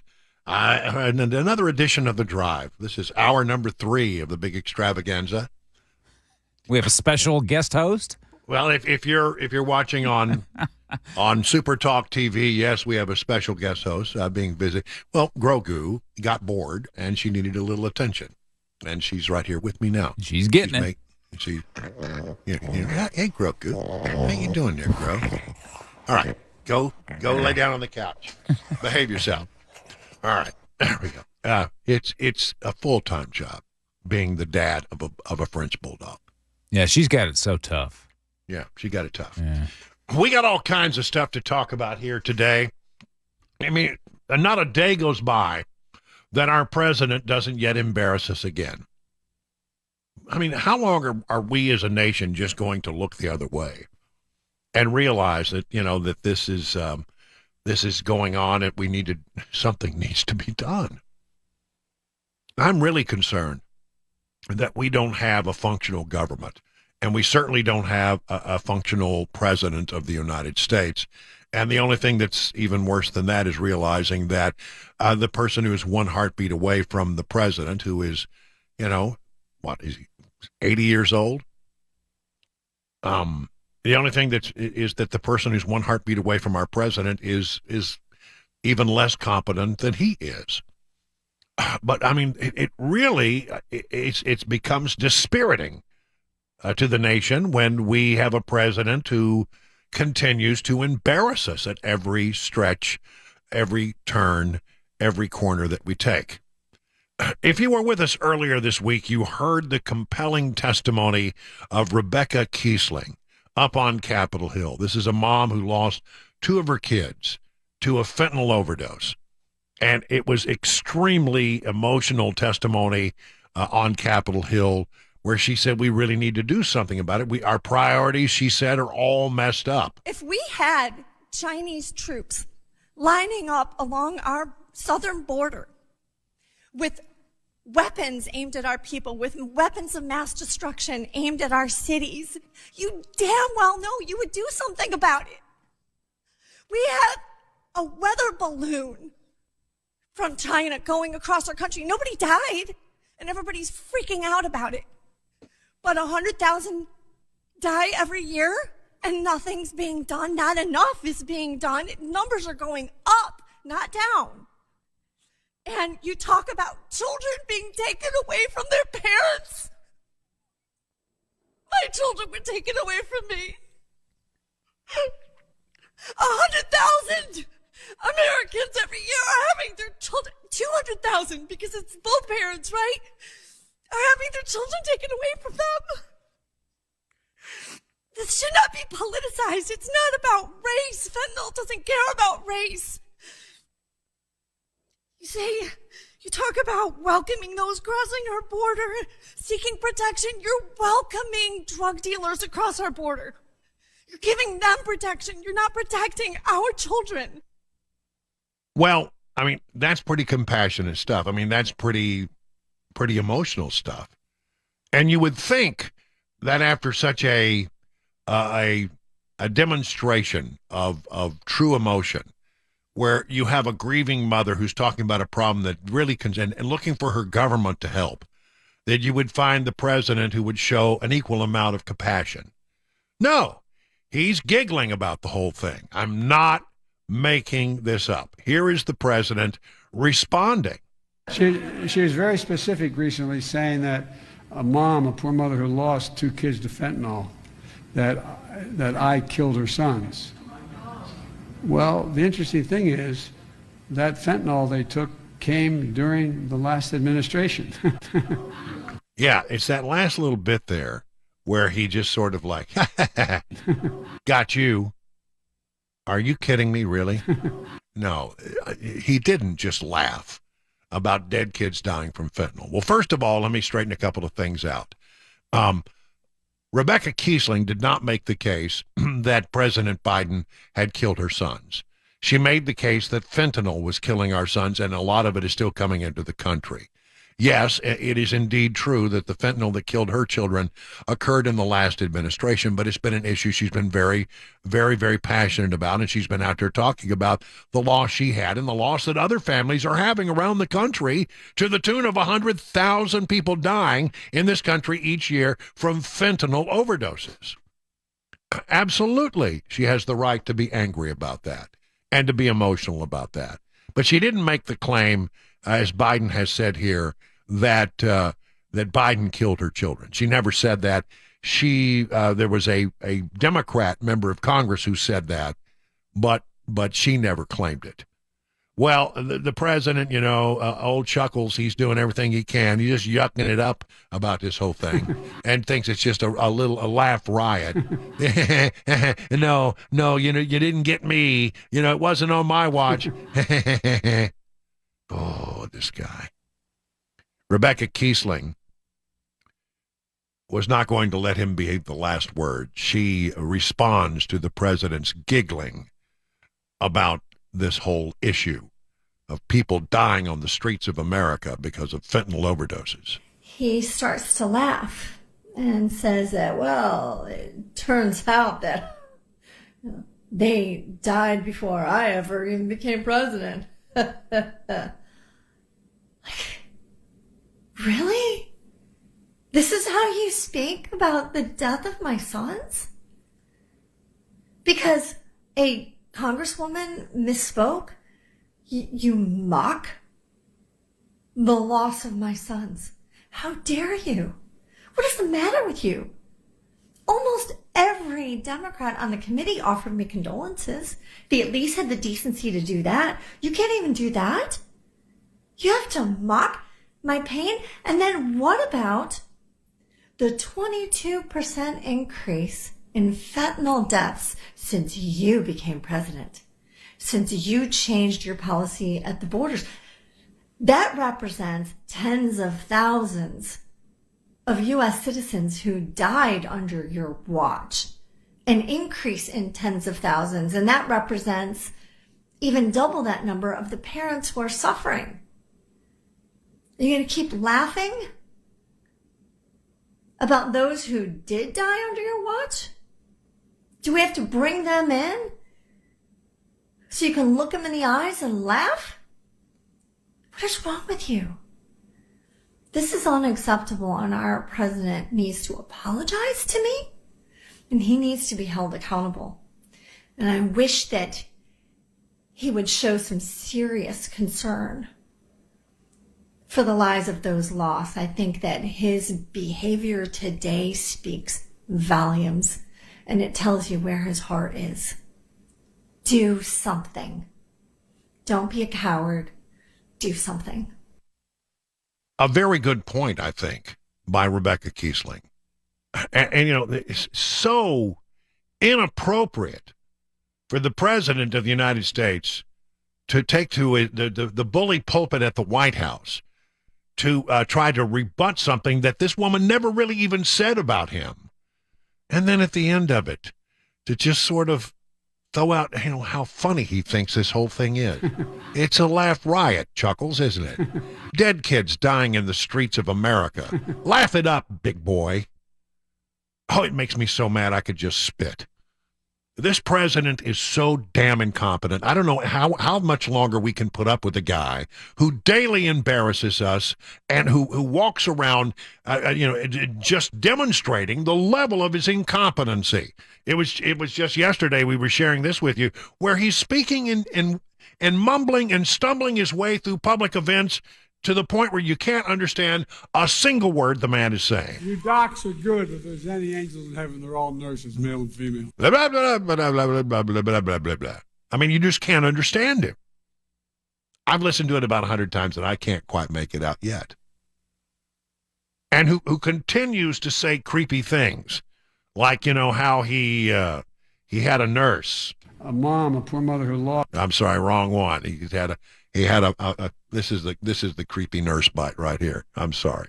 He has a creepy nurse when he's in the hospital recovering from, did he mention 2 craniotomies? And I had a nurse named Pearl Nelson, military. She'd come in and do things that I don't think you learn in medical school, nursing school. She'd whisper in my ear. I couldn't understand her, but she'd whisper and she'd lean down. She'd actually breathe on me to make sure that there was a connection, a human connection. She even went home and brought back her pillow from her own bed because she knew the one I had the one comfortable. But I'm not joking. No, he's never joking. He is a joke, but he's not joking. How much longer can we as an American continue to look around? It's like the old story. I remember when I was a kid, that the king who, wore no clothing, but nobody would tell him. What is that old Aesop's fable about the king with no clothes? We have a president with no mind. A president who's unable to function, and we all just ignore it. This man is it's terrifying to think about all the things going on in the world right now and how tense the world is, and we've got a president who can't get through a single day without embarrassing the country, who can't get through a single incident without sticking his foot in it, saying something dumb, stumbling, bumbling, mumbling his way day to day. Dear Lord in heaven, I continue to pray that things do not turn ugly, because if the world situation gets more intense or more dire, we simply do not have a president up to the task of protecting you and me. He's just not, and this is the guy that the Democrats are going to run again. He's going to run for re-election. Oh, man, I'm telling you, I live in mortal fear that this is going to end badly because our president simply can't do his job. He simply is not up to the task. He just stumbles and bumbles. And now giggles, absolutely just giggles his way through everything that he does. Yeah, it's a laugh riot. Ha, ha, ha, ha, ha. Oh, it's not funny. It's not funny at all, Mr. President. 20 minutes now past the hour of 5 o'clock on SuperTalk 99.7 WTN.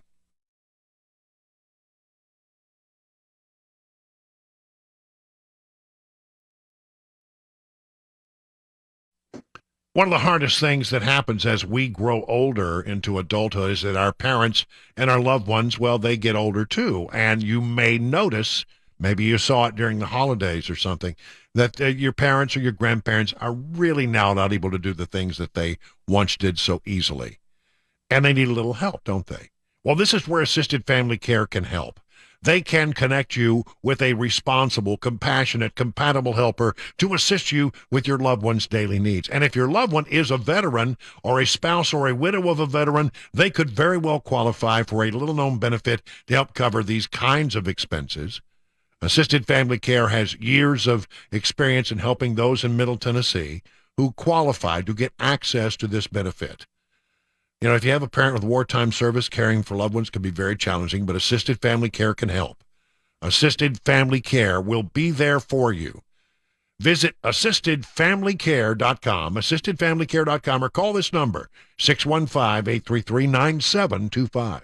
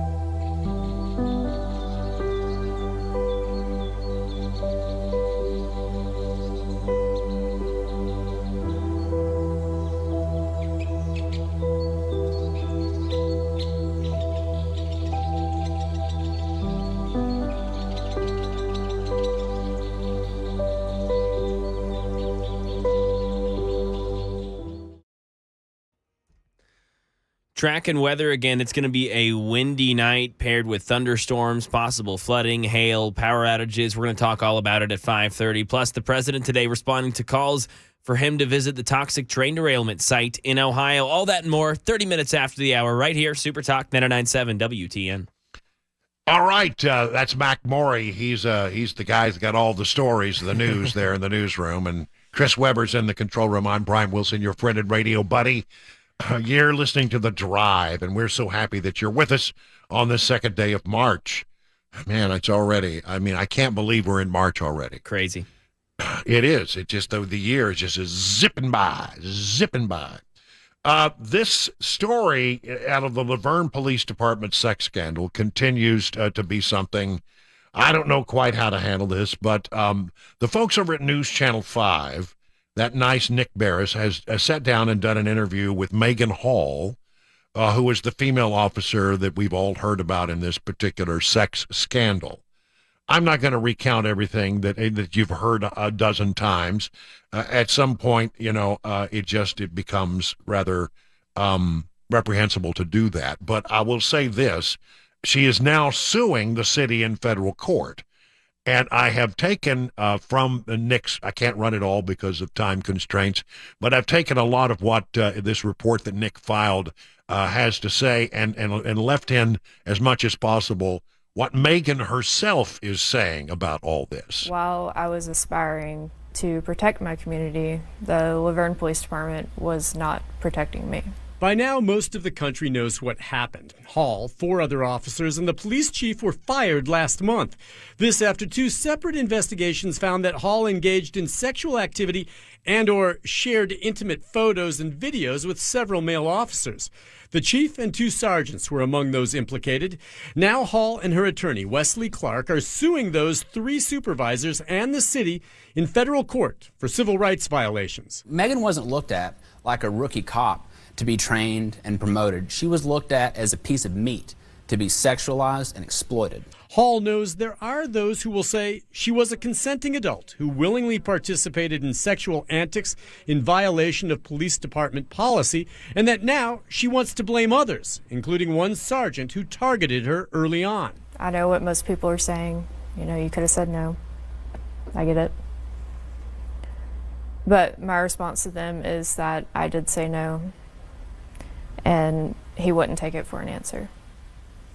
Eventually, I gave in from pressure. So it's not as easy to say she could have just said no. She did say no on several occasions. Miss Hall tried to get out of this relationship, and she was not allowed to. She's not saying she was raped, but adds that the salacious details made public of sex on the job put her alone center stage and do not tell the whole story. They isolated me, they shunned me, they accused me, and they blamed me for becoming a victim. My supervisors worked together to take advantage of my vulnerabilities and my mental health, and they used it for their gain and sexual pleasure. Well, that is, again, provided by News Channel 5. Our thanks to them for that clip. The thing about it is that this is going to generate, a big lawsuit like this. What is really the goal? Is the goal to, make these charges to prove them in a court of law? Or is it one of these situations where Megan Hall finds herself in a very, very, very, very dire situation? I mean, she's never going to work again in law enforcement ever. And so is this an attempt to get some kind of settlement out of the city? My gut feeling is this goes into negotiations, and they probably settle this thing out of court. It will never go to court. It is not in the best interest of the city of Laverne Police Department, the city of Laverne, or the taxpayers of Laverne to have this played out in a court of law. I think that there will be some kind of settlement here. I don't know how to judge it. I don't know how to judge what she says she went through. I always, when people say that they were victims, I always allow them to tell their stories without challenging it too much. But I think what you have here is a case where, really honestly, at the end of the day, this is an attempt to try to claim some money as she exits the scene, not knowing what her employment possibilities will be going forward. But there it is. She says she's a victim in all of this. It's 30 minutes now past the hour of 5 o'clock on SuperTalk 99.7 WTN.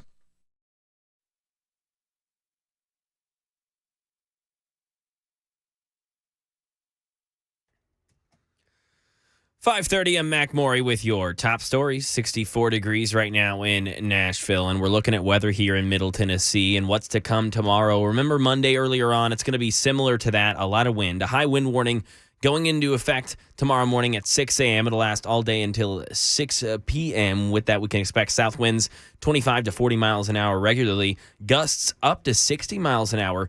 With that, it's going to be thunder, heavy showers, some possible flooding, low likely, a higher likelihood of tornadoes, a level 2 out of 5 risk for those in the mid-state. And along with that, power outages are likely in areas with a good amount of trees, such as Davidson County.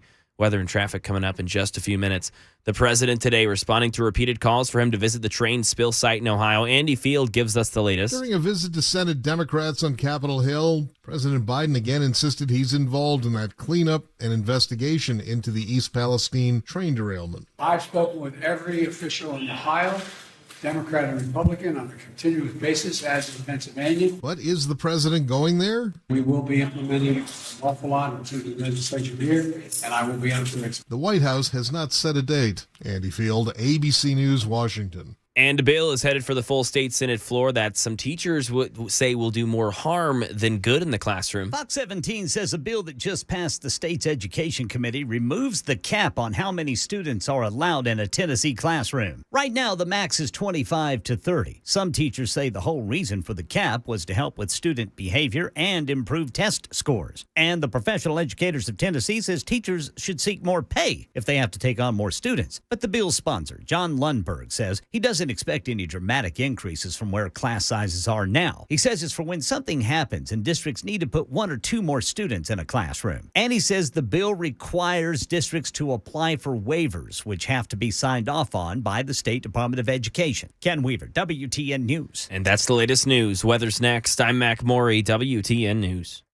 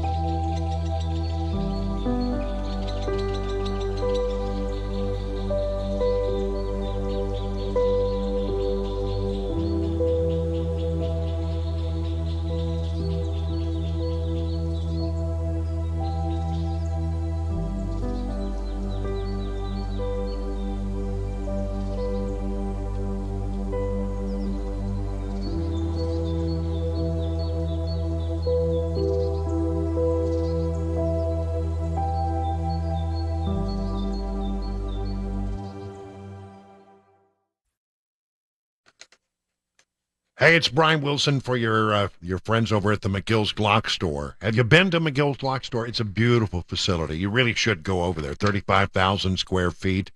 Cabana wife and I went down there together, and boy, it was a great deal of fun. You know, and although I thought I'd be the guy who would be showing her, how to put the shots on the target downrange, it was her who showed me who was the better shot. But nonetheless, I got a great deal of great training, and it was a lot of fun to hang out down there with her and go through that.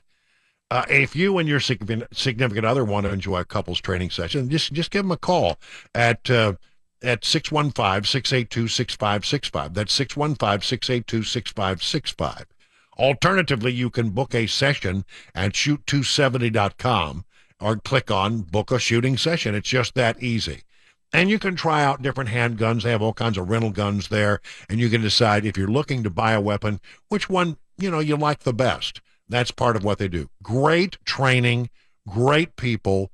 You're going to walk away having learned something, a real valuable skill, And no matter what your level is, I think you're probably going to come up a notch or two just by spending some time with the trainers there at the Glock store.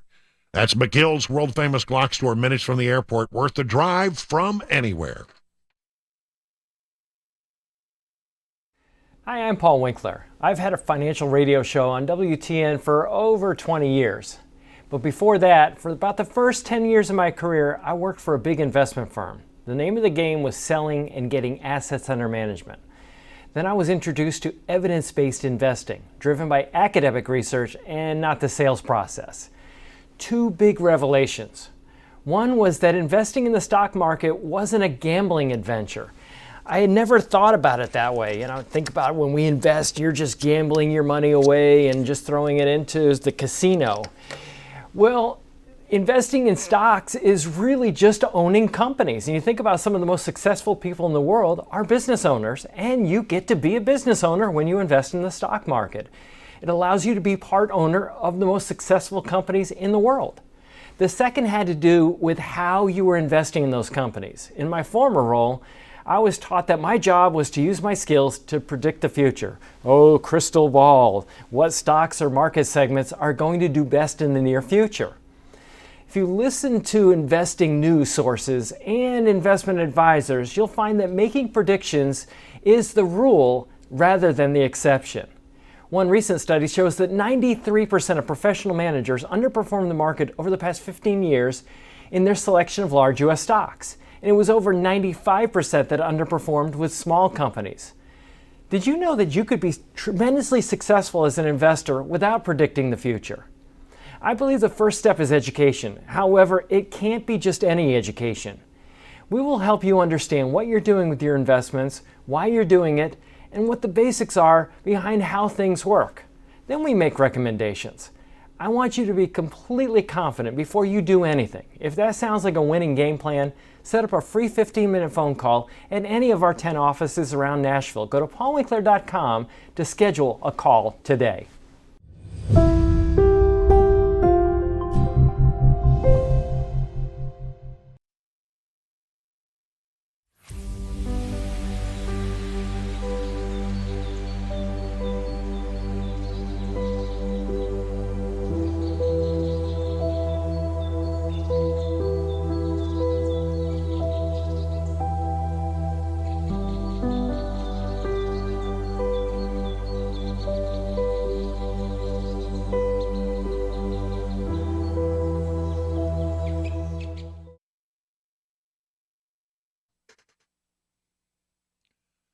It's 37 minutes now past the hour of 5 o'clock. I'm Brian Wilson, your friend and radio buddy. Thank you for listening to The Drive. We greatly appreciate all of the people who watch us on SuperTalk TV. They watch us on Facebook, Twitter, YouTube, and the ever-popular Twitch. And we love the people who listen on the radio and on the app as well. Whatever way you watch, we're just glad that you're there. Thank you for being a part of what we do each and every day. I will never take you for granted. I'm a little concerned about what's happening on Capitol Hill right now. I'm not sure. I have a gut feeling that we're not being told the entire story about Fetterman's his time away from the United States Senate. Let's look at this thing from a different standpoint. If you are the Democrats and you hold on to the control of the Senate by a very small margin, I mean, it's the smallest of margins, you can't afford to lose any votes. You can't afford to have somebody who's going to be down for the count. And because Fetterman has been in the hospital for a while now, and no indication of exactly when he's coming back, the senator from Pennsylvania is said to be depressed, and he's undergoing treatment over at Walter Reed.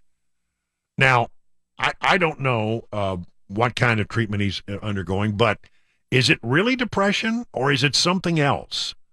Because the man has had strokes, he's got medical conditions, and, maybe, they're calling it depression, but is it really depression? I don't know. But I know this, that when you have a couple of Democrats that are out, and I think it have been 3 Democrats that have been out recently, they don't have a majority anymore. They still control the body, but, I mean, you know, let's be realistic. If 2 or 3 Democrats don't show up, then Republicans can prevail on some things. Fetterman and Feinstein, absences leave Senate Democrats without an outright majority, writes the Washington Examiner. Democrats have lacked an outright majority this week in the Senate as a number of temporary absences complicate their ability to confirm Joe Biden's nominees and give Republicans an easier time sending legislation to the president's desk. 4 senators have missed all of their votes this week. 3 are Democrats and 1 is a Republican, underscoring just how tenuous the 51-49 Democrat control of the upper chamber is. They call the Senate the upper chamber. It's really, honestly, it has to do, I don't know why they call it the upper chamber, but they call it the upper chamber, and they call the House the lower body. And the people in the House really resent that deeply. We're co-equal branches of government. We're not the lower body. Anyway, the upper chamber. Dianne Feinstein, well, there's news on that, actually. She's in the hospital. Receiving treatment for shingles. Oh, that must be, she's 90, what? I want to make sure I get this right. I had it here.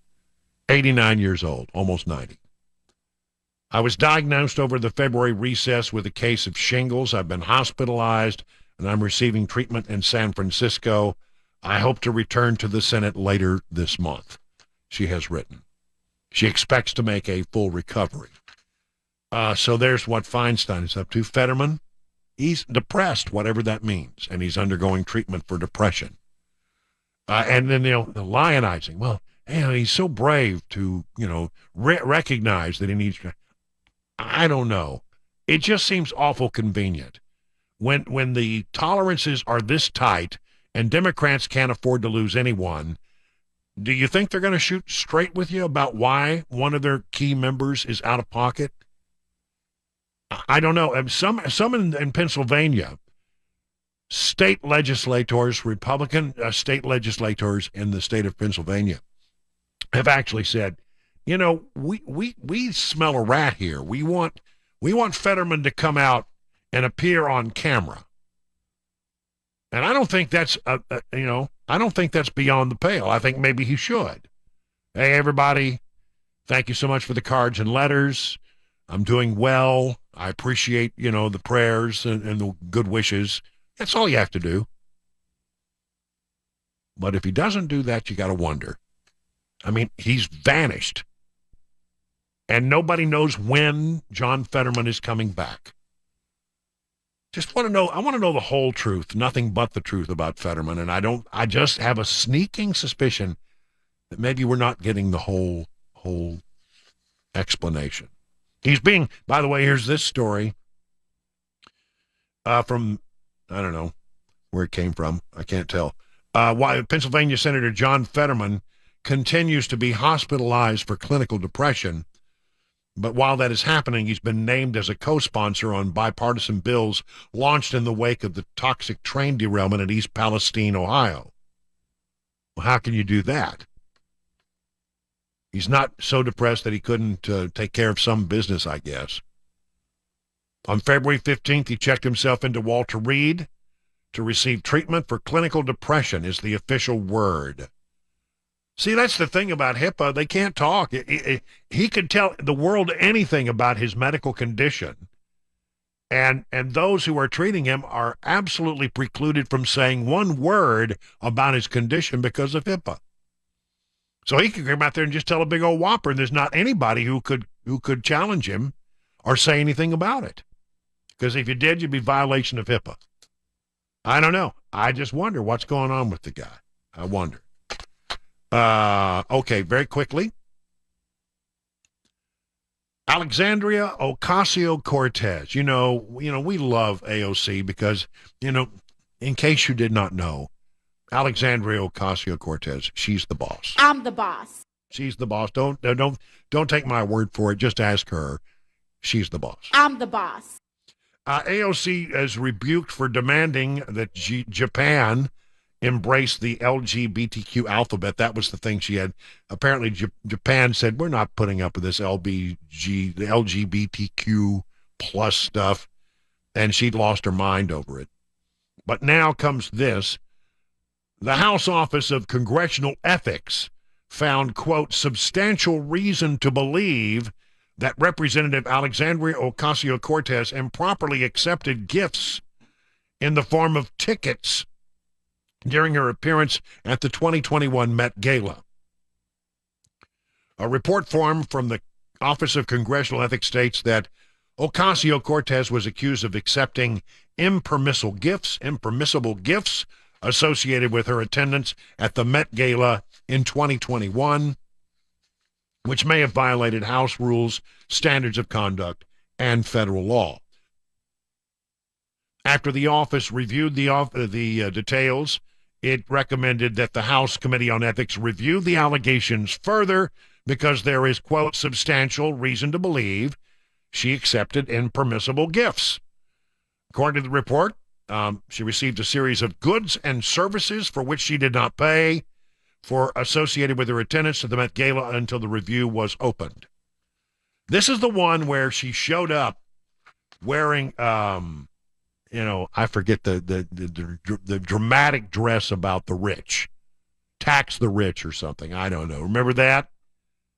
And if you don't know this event, the Met Gala is said to be in New York City the preeminent social event of the year. And I mean, it is high dollar stuff. It's a lot of money to get a ticket, and not everybody gets invited, but apparently she accepted tickets in an impermissible way and now faces the wrath of the House Ethics Committee. That'll be interesting to see how that all gets played out. It is the second day of March. In about 10 days, we will spring forward. Or is it spring back? I can't remember. Spring forward. Spring forward. Spring forward, yes. Daylight savings time will come once again. And once again, this happens, it seems like every year, a bill to make daylight savings time permanent has been reintroduced in Congress. After hitting a brick wall in the House last year, a bill to make daylight savings time permanent, according to thehill.com, has been reintroduced by the Senate. In the Senate, Senator Marco Rubio, who introduced the Sunshine Protection Act, filed a bill on Wednesday that would make daylight savings time permanent. Now, so far, the bill has bipartisan support in the Senate and has been referred to the Committee on Commerce, Science, and Transportation. Here's what Rubio says, and Rubio is right. The ritual of changing time twice a year is stupid. Locking the clock has overwhelmingly bipartisan and popular support. This Congress, I hope we can finally get the deal done. I think I'm correct in saying that the state of Tennessee has already passed a bill that says we would accept this if Congress would take action. So, I mean, if Congress takes action, then we would move to daylight savings time and we would never go back. We would be permanently on daylight savings times. In effect, daylight savings time would become Central Standard Time. That's correct. It would just be a different hour. Mm-hmm.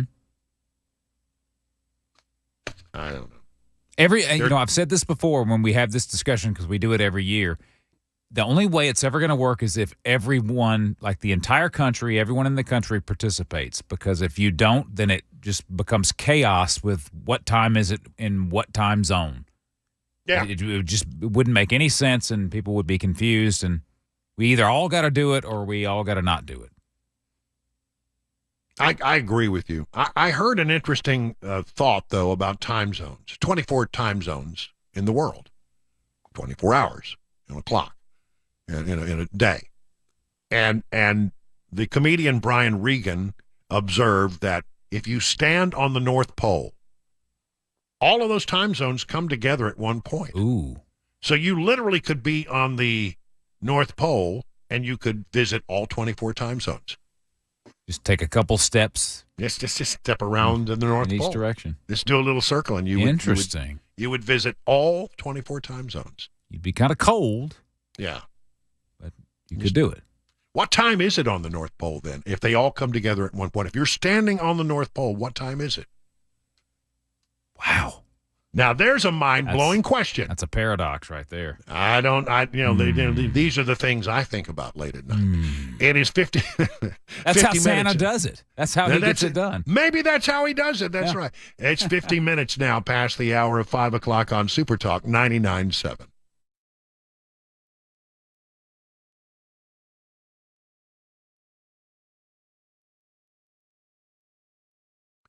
D.T. McCall, 5, count them, 5 convenient locations in Middle Tennessee. Have you been to one? Well, you really need to go by, because what you're going to find is a tremendous amount of selection for appliances, furniture. I mean, if you need stuff for the outdoor, maybe you need a mower, maybe you need a picnic table, maybe whatever it is, you're going to find it at D.T. McCall's. Free delivery. How many times has someone purchased an appliance, paid extra for the cords and hoses, paid extra for delivery, paid for haul away? Turns out not such a good deal when that happens. At D.T. McCall's, you get free delivery, free setup, free haul away. They give you an honest price, and that is the price of the item delivered to your house, set up, and the old thing hauled away. Been around for more than 100 years. You don't make it that long without having a great reputation for treating people right, and I think you'll find they'll treat you just fine. They sell whenever possible products that are made and manufactured in Tennessee. Listen, you just need to go. 5 convenient locations to find out more about the things they can do for your home, to find out where their 5 stores are. Just go to their website, dtmccalls.com.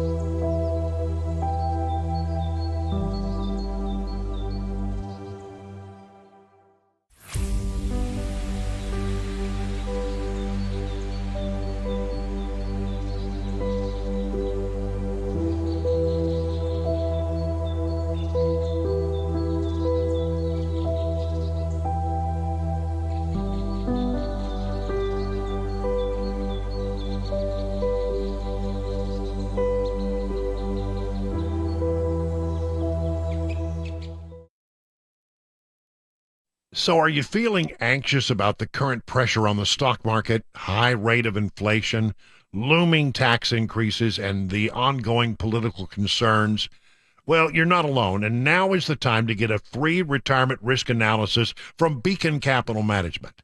You'll get it and you'll walk away understanding exactly where you stand in current and fluctuating market conditions. It will help reveal your risk exposure, whether or not you're paying hidden fees, and help you uncover potential gaps in your plan that could cost you big in retirement. So if you've saved at least $250,000 for retirement, give Beacon a call for a free, no pressure, no obligation retirement risk analysis. Here's the number, 615-488-9303. Again, 615-488-9303. And as always, you can learn more about all the things they can do for you at Beacon Capital Management by going to their website, beaconcm.com.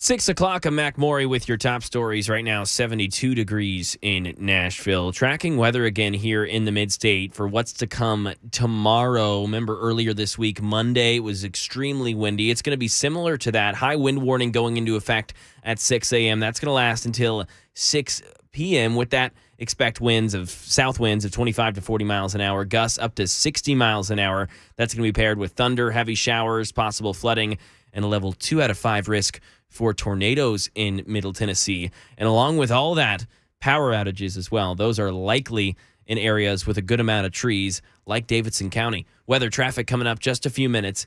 U.S. and Russia's top diplomats today met for the first time since Russia invaded Ukraine. Andy Field brings us some details. Secretary of State Antony Blinken and his Russian counterpart, Sergei Lavrov, met on the sidelines of the G20 foreign ministers meeting in India, where the U.S. made 3 key points. We don't want Russia to suspend their participation in New START because that treaty makes both our countries safer. 2, we want Paul Whelan back. We got a proposal on the table. They ought to take it. Spokesman John Kirby says point 3, the U.S. will continue supporting Ukraine.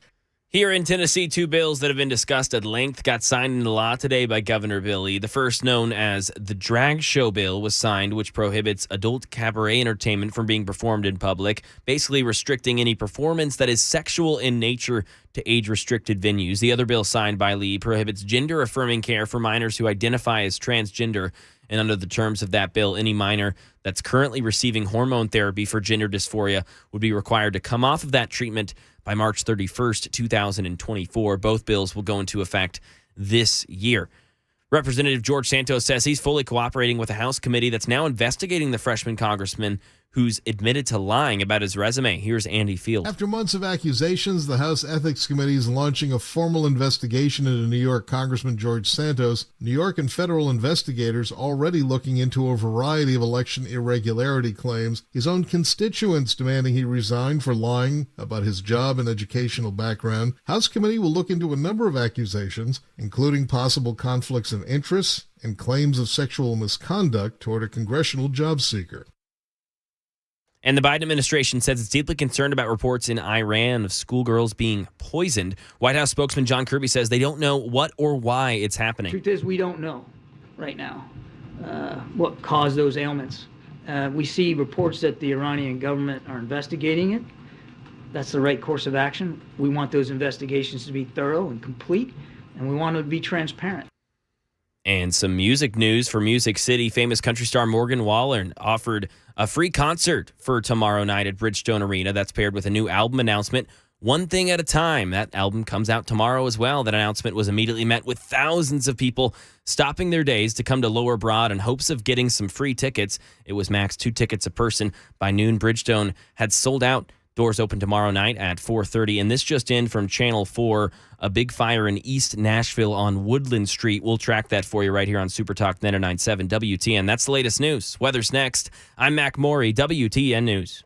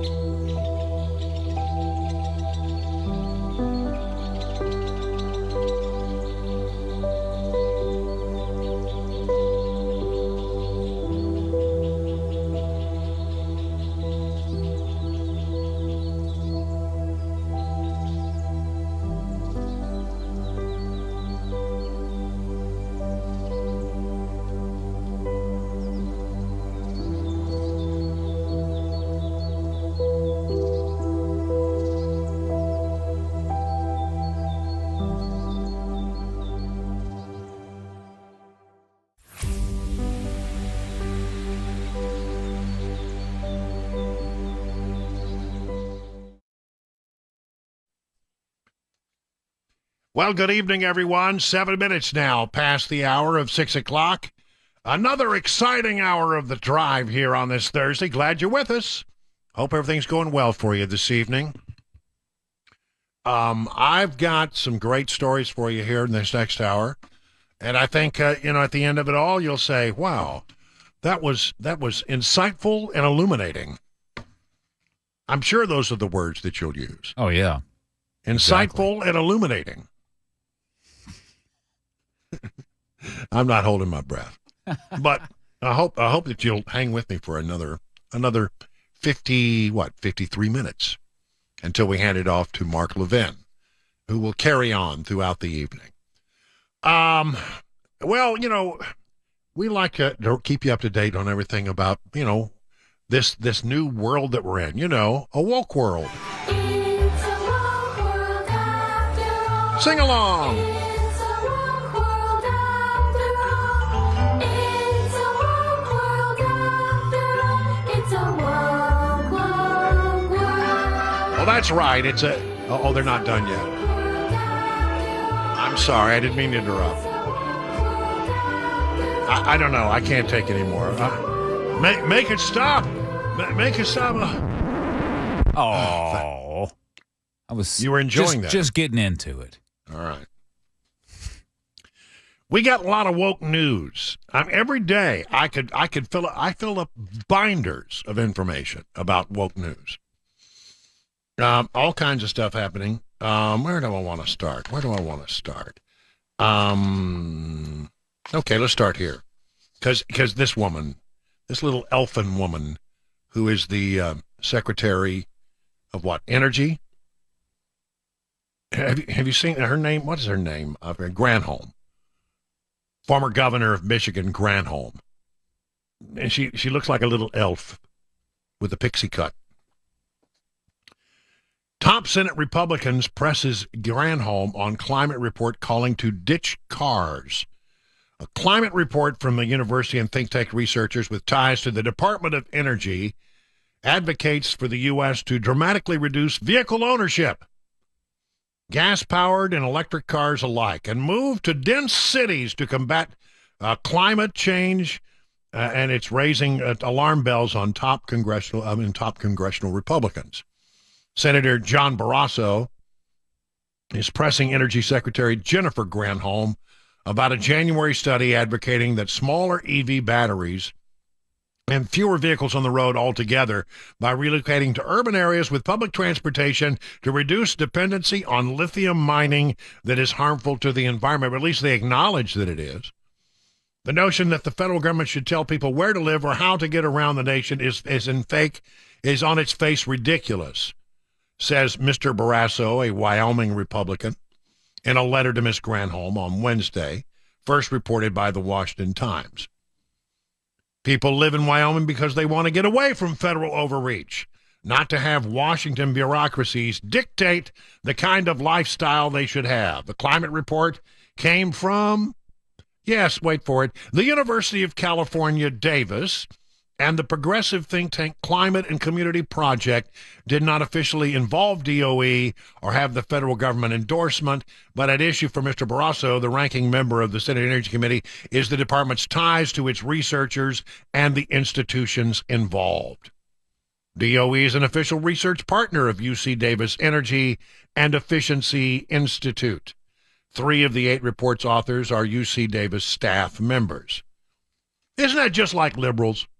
Tell you how you live. They're going to tell you what kind of car you can drive, that you need to be in a big city so you can take advantage of mass transit.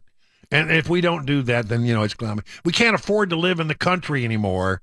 Climate change won't allow you to have that country house or live out in the country or live outside the city limits of a major metropolitan area. No, in their woke world, we all got to live in a city and we ought to take the subway to work or a bus. No, ain't gonna happen.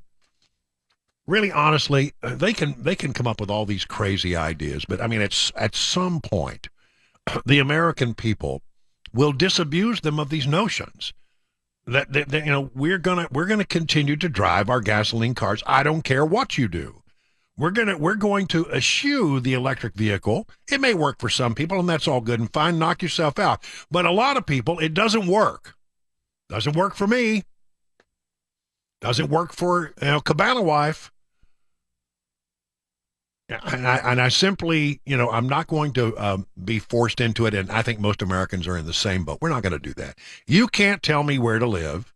I mean, that really gets at one of the great things about America is freedom of movement. Freedom to go where you want to go. Do what you want to do. Be with whoever you want to be with. I forget how that rest goes. But I mean, that's what it's all about to be an American. You remember that scene from Hunt for Red October when they were defecting, and one of the Russian submarine officers was describing to the captain when they defected what he hoped would happen when he got to America. He wanted to get the recreational vehicle and travel around America. To him, that was something he could not do in Russia. He wanted the freedom of movement that we all have. The recreational vehicle also must kill moose and squirrel. It's the only two Russian accents I do. All right. So, there we go. Jennifer Granholm. House GOP unveils parents' bills of right.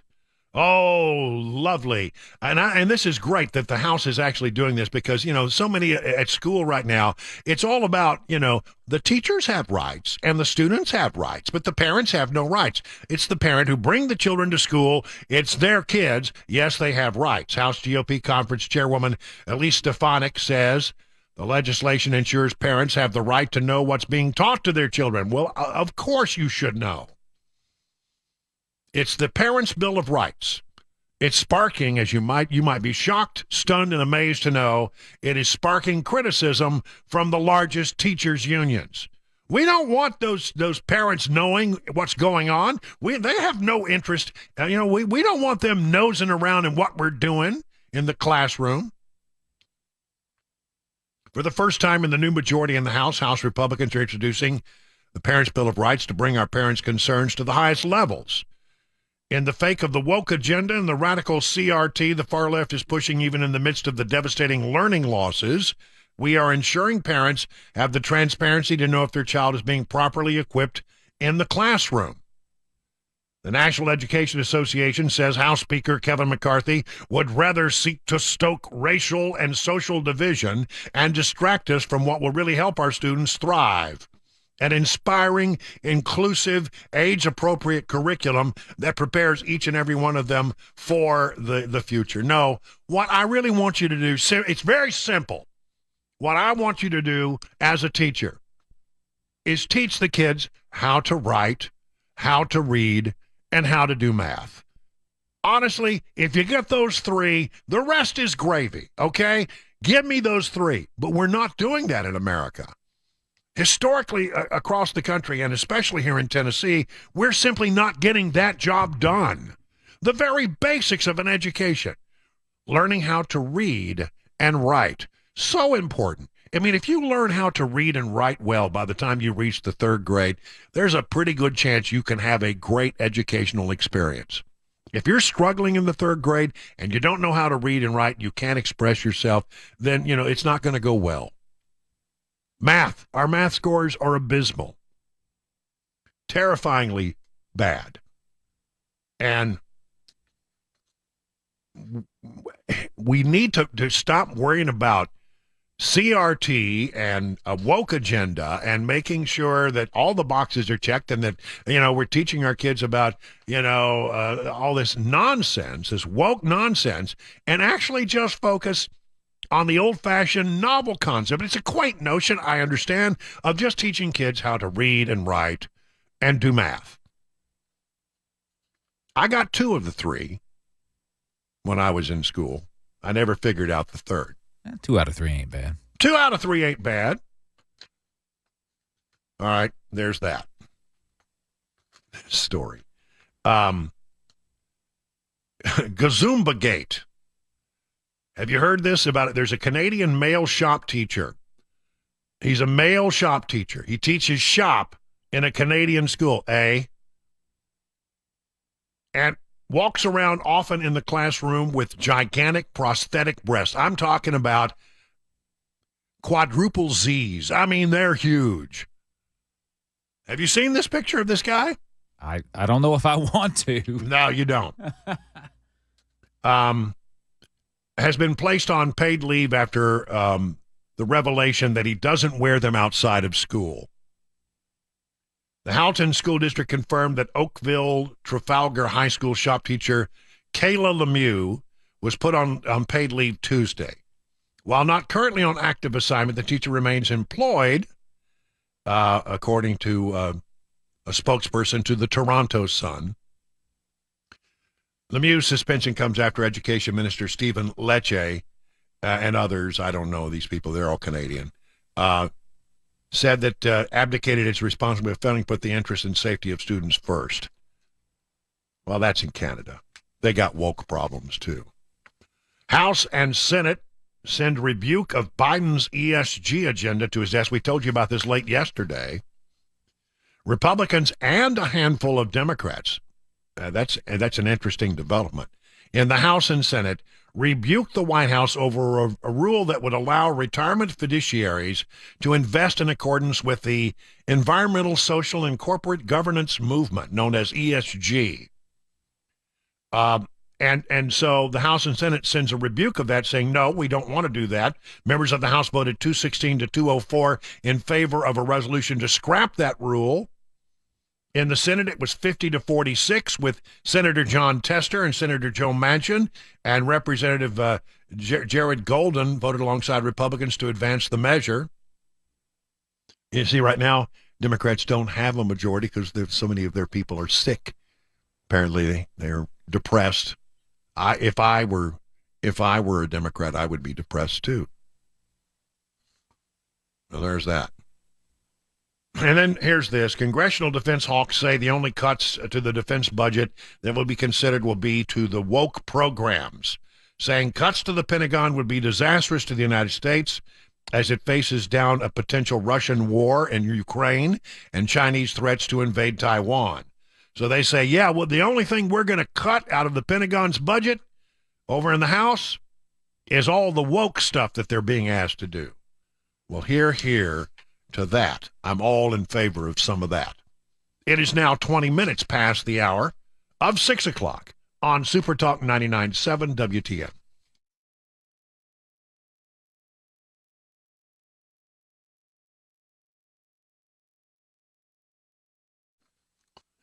All right, stop wasting money on concrete or deck sealing. Protect against cracks and pitting and everything for a whole lot less.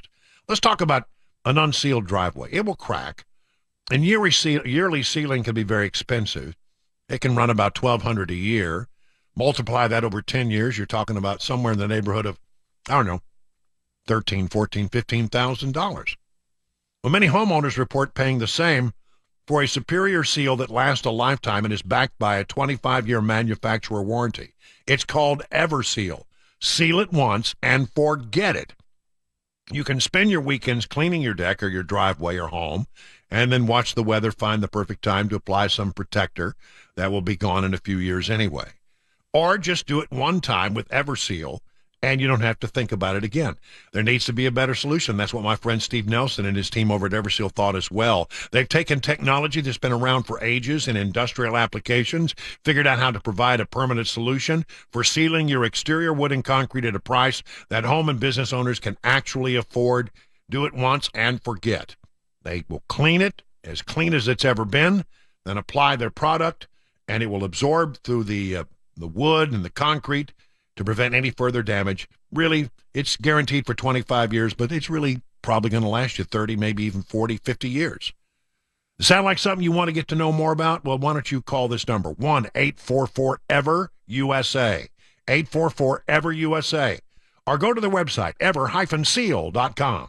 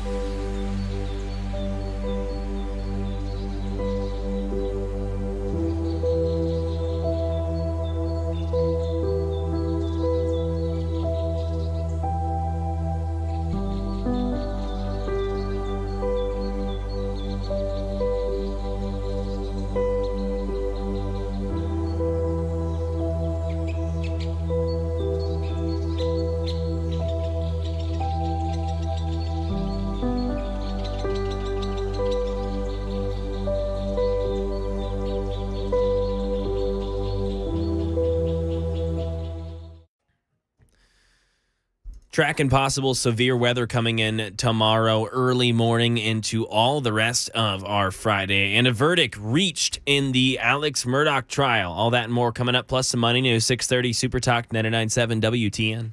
Yeah, I'll save you, let you tell that story, but one of the things that I would like to observe about that is that it took the jury 3 hours to come back with their verdict. I honestly, I have not followed the trial that closely. It doesn't really impact the kind of show that I do, and so it's not something that I would bring to the show normally. But I mean, you can't help but if you've been watching cable TV, it's all. I mean, they just run hours and hours and hours of this stuff, so you can't help but be exposed to it. But a verdict is in, and boy, did it come back quick. I mean, how many weeks did this trial last? And you come back in 3 hours? Yeah, this has been going on for a while, and they were even saying this could take days. This could take days. No, just a few hours. Yeah, well, the jury, as they say, has spoken. Very rarely a good sign for the defendant when it's that quick. Yeah, that's right. When they weren't buying what the guy was putting down, is what it sounds like to me. But I don't want to take the story away from Mac because it's his lead in the newscast. Here in Tennessee, the governor, we are told, has signed the Tennessee drag show bill, which would place restrictions on drag shows. Mainly, not saying you can't have them. If you're an adult and you want to go to a drag show, go to a drag show. And that's all good and fine. But they are saying we don't want to have drag shows that are in a situation where young children are exposed to them. And so they said, you cannot, it needs to be an adult situation, not for young children. Class A misdemeanor on the first offense, Class E felony on the second offense, and it'll no doubt be challenged. Well, in fact, I've already seen that some groups have said they will challenge the bill that has been signed into law by the governor this afternoon. We have talked at great length about gender reassignment surgeries and how there is a movement to do away with them for anyone under the age of 18. I think wholly appropriate. I really do. That bill has passed and has been signed into law by the governor as well.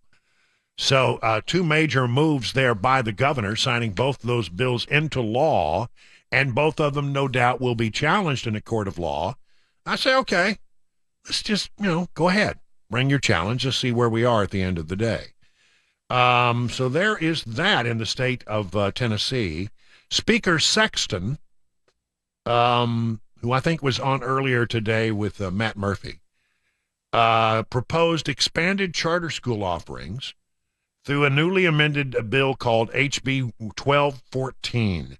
Would allow for the establishment of charter schools serving homeschoolers and boarding charter schools, has made it out of the House K through 12 subcommittee. There you go. And in presenting the bill to the author, House Speaker Cameron Sexton and Representative Mark White, say that they have proposed this after reading description of the proposed amendment. That is the information I have. We'll try to answer questions. I don't know, they're getting into all this. The amended bill allows for the establishment of charter schools serving homeschool students. The school would be required to provide live instruction 3 days a week, with the remaining 2 days provided by either a parent or a remote platform. That's an interesting idea. In talking with various committee members, it remains unclear if the in-person remote ratio is a strict weekly requirement or if the requirement could be met in blocks. Look, I'll tell you this. I'm happy that I don't have a child in elementary school right now, but I have been in that situation.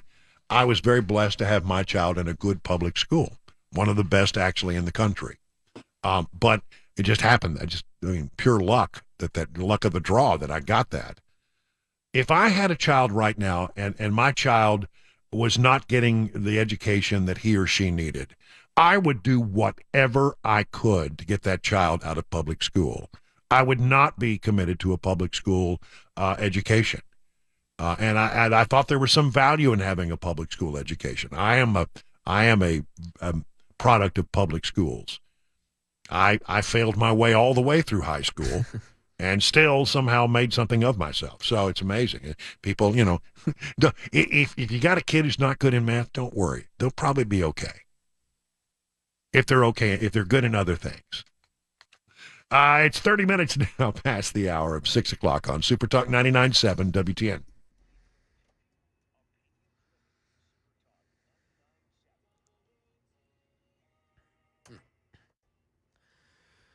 .30, I'm Mac Maury with your top stories. Right now, we're tracking weather again in the mid-state. Remember, Monday this week, it's going to be like that, possibly worse. A lot windy, or possibly a high wind warning goes into effect 6 a.m. tomorrow morning. It'll last until 6 p.m.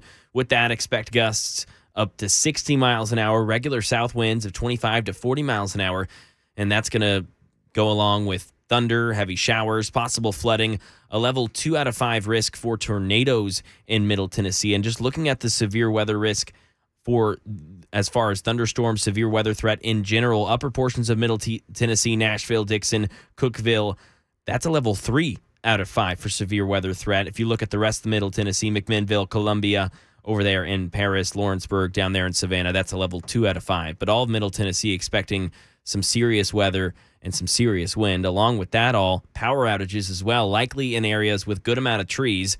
Weather and traffic coming up in just a few minutes. Some breaking news. A verdict has been reached in the Alex Murdaugh trial. South Carolina has just rendered its verdict in the double murder trial of Alex Murdaugh, finding the South Carolina embattled attorney guilty on all counts. He'd been charged in the murder of his wife and his younger son. Again, the South Carolina jury finding Alex Murdaugh guilty on all counts. When he is sentenced, he could get 30 years to life in prison. And that was Daria Albinger reporting, and here she is giving us our money news as well. What a difference a day makes. Stocks closed close to their session highs. The Dow soared 342 points, the Nasdaq rose 84, and the S&P closed up 30. The markets closed higher for the first time in 3 days, shaking off worries, at least for the session, of rising interest rates. Stocks flipped from losses to gains as Raphael Bostic, president of the Federal Reserve Bank of Atlanta, said the central bank might not have to ramp up its interest rate hikes in hope of fighting inflation as aggressively as feared. The number of Americans filing for jobless claims dropped for the third week in a row, a sign that hiring is still strong. Here's a sign of the times. Shoe shines are losing some luster. The tradition of getting a quick polish from a rag-toting shoe shiner is becoming more of a rarity, with stands disappearing across the country. The decline's been exacerbated by the pandemic, remote working, and the rise in popularity of more casual workwear. And looking at Channel 4 right now, speaking of weather, there's some tornado damage from last night in North Alabama. That's the same storm system that will be coming to Middle Tennessee. That's in Madison County, Alabama. That's the latest news. Weather's next. I'm Mac Maury, WTN News.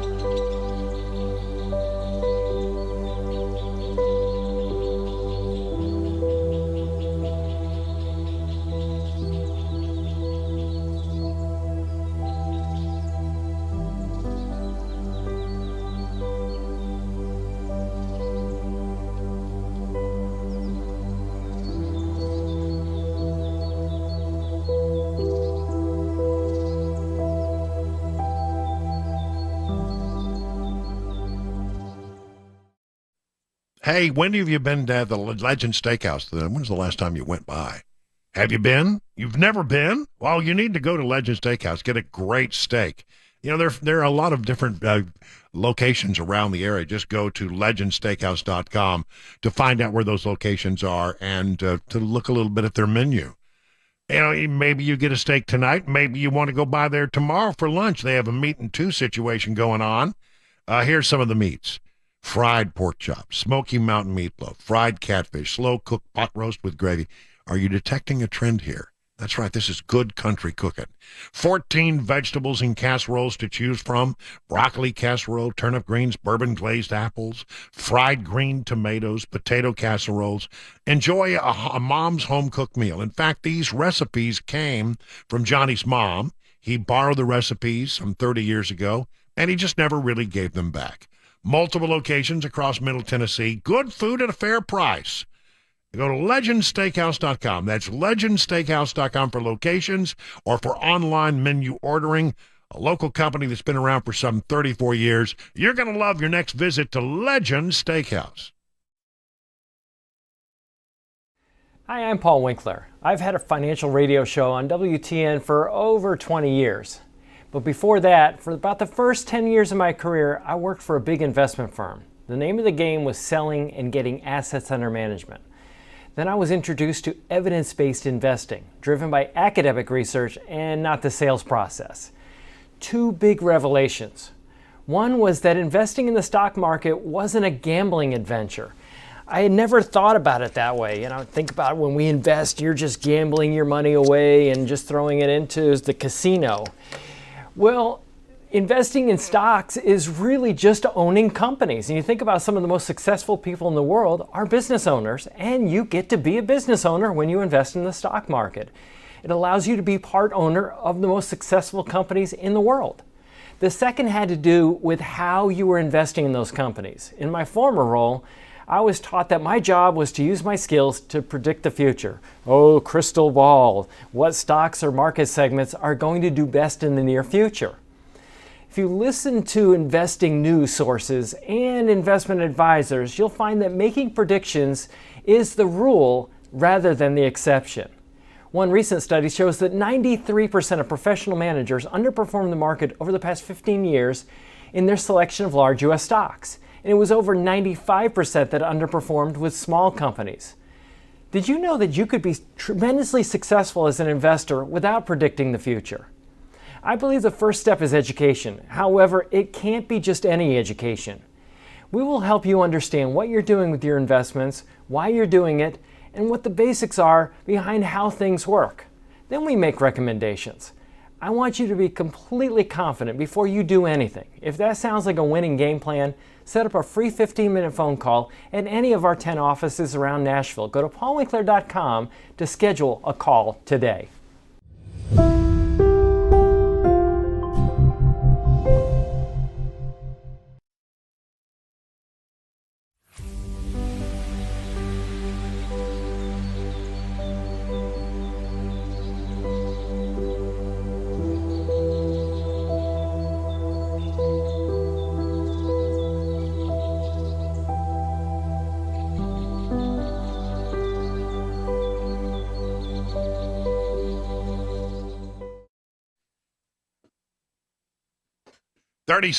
Make it 38 minutes now past the hour of 6 o'clock on SuperTalk. 22 minutes from now, the great one, Mark Levin, will take over. In the meantime, I'm just looking. I always like to peruse during the break, see what has happened since I started the show, because I lay out a show, but then I always try to leave the back half of the show, like the last hour, sort of open, because things happen throughout the course of the broadcast day. I mean, the Murdoch trial, that was pretty interesting. 3 hours, and they came back with a guilty verdict. I haven't followed that very closely and haven't really covered it on this program, but I think it's very interesting that the jury saw through, what the defense team was laying down and did not at all find any persuasion in the arguments of the defendant as he testified on the stand for days. So they were able to cut through that pretty quick, 3 hours. By the way, at one point today, they released a juror. In big trials like this, they'll get a juror, they'll get to 12, and then they'll bring on an extra, like 5 or 6 extra jurors. Because if somebody gets disqualified, you don't want to have everybody have the whole thing thrown out and start over. So they have, like, maybe they'll have 18 people actually hear the trial. And then, I think they have gotten rid of 5 jurors, have moved from alternate to juror. I think 5. Today, they got a letter from somebody in the public who said, this woman who's on your jury, she's out in the public and she's talking about the trial. She shouldn't be talking about the trial. So they brought her in and they said, we're going to have to let you go based on this letter we got from someone in the public. Is there anything you need to get out of the jury room? She says, yeah, there's a dozen eggs. I have a dozen eggs in the jury room. What? I don't know why she brought a dozen eggs to the jury room. Well, I mean, they are precious cargo nowadays. Well, they are. Maybe that's why she's guarding them. I don't know. But she was replaced by one of the alternates, and then they finally took it to deliberations today. Then at the end, if you get down to where it's time for deliberations and you've gotten through the entire process, then you release those other jurors and say, we won't be needing you. Thank you so much. Have a nice day. How frustrating would that be to be like juror number, 13? You're not going to probably make it. You're not, but you just have to stand around and lose all this time and not even get to deliberate the thing. I'm assuming you still get paid the same, right? Yeah, which is not much, but at least it's something. I've never served on a jury. Yeah, Have you ever same. served on a jury? No, I have never been called. It's so strange because people like my wife has done it multiple times. Right. I've never been called. I've been called to jury duty. It happened. I don't know why, but it happened all the time in Maryland when I lived there. I bet I got called 3 times. And, you have to take a day off work and you go down there and you go through the process and then they get to what they call the voir dire. And in Texas, when I grew up, all the defense lawyers called it voir dire. We're going to voir dire the jury, but it's called voir dire, and that's the correct pronunciation. I learned. I didn't know all the years I said it the Texas way. Somebody said, "Are you saying voir dire?" I said, "Yeah, voir dire, voir dire." And they said, "That's not the way that's pronounced." Well, it is in Texas. But anyway, so we voir dire, and you ask them questions about, would you be a good juror? Would you not be a good juror? And then they, what do you do for a living, Mr. Wilson? I'm a broadcast journalist. Okay, thank you very much. You're officially released. They don't want somebody like me on a jury. I never make the cut. But you lose a whole day. Yep. Getting to that point. In the state of, in the District of Columbia, it's not a state, it's a district. It's a District of Columbia. It's not a state at all. There has been a crime bill built that was passed by the local legislature, by the local council, the D.C. council, that would go soft on crime. And what you may not know is in the District of Columbia, the District of Columbia has a city council, a mayor, and a city council, but ultimately they can be overruled because it's a federal city by folks over on Capitol Hill who serve on certain committees. So they came up with a soft on crime, District of Columbia soft on crime bill, and it came under heavy criticism from Republicans and centrist Democrats. Last month, 173 House Democrats voted along with what they thought was the White House's stance, that Biden would veto the resolution. So in other words, they tried to say, we need to change this law. Republicans tried to push that through.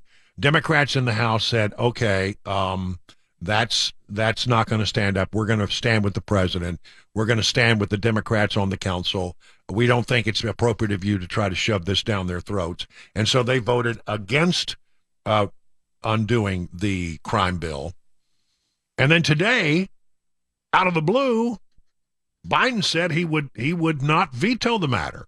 It's made its way all the way to his desk through the House and Senate. And he says, I'm not gonna veto it. I sort of agree. This crime bill is a disaster. And now all the Democrats who felt like they were doing, the president's carrying water for the president on this matter are pretty upset. It's not a big deal in the grand scheme of things, but here's a little victory for the Republicans in the House who said, we're not going to allow you to pass this soft on crime bill. We're going to have that taken down, and it's going to be taken down. And it did. It will be. Apparently the president is going to sign it, and that means that they have overruled the city council in this matter. And, minor victory. Pretty cool. In California, there is a town where they have virtually solved the problem of people who are on the streets homeless. You see so many stories in places like San Francisco and L.A. where the homeless camps are just out of control, just completely out of control. But in Coronado, you have a Republican mayor who has come up with a plan, and he has virtually no homeless people on the streets of his town. Coronado Mayor Richard Bailey said there are no vagrants in his city at all. The policies that are in place at the regional and statewide level that are tolerating this type of behavior that is personally destructive and also destructive to surrounding communities are really enabling this situation to increase throughout our state and throughout our entire region. Changing these policies will actually have a major impact.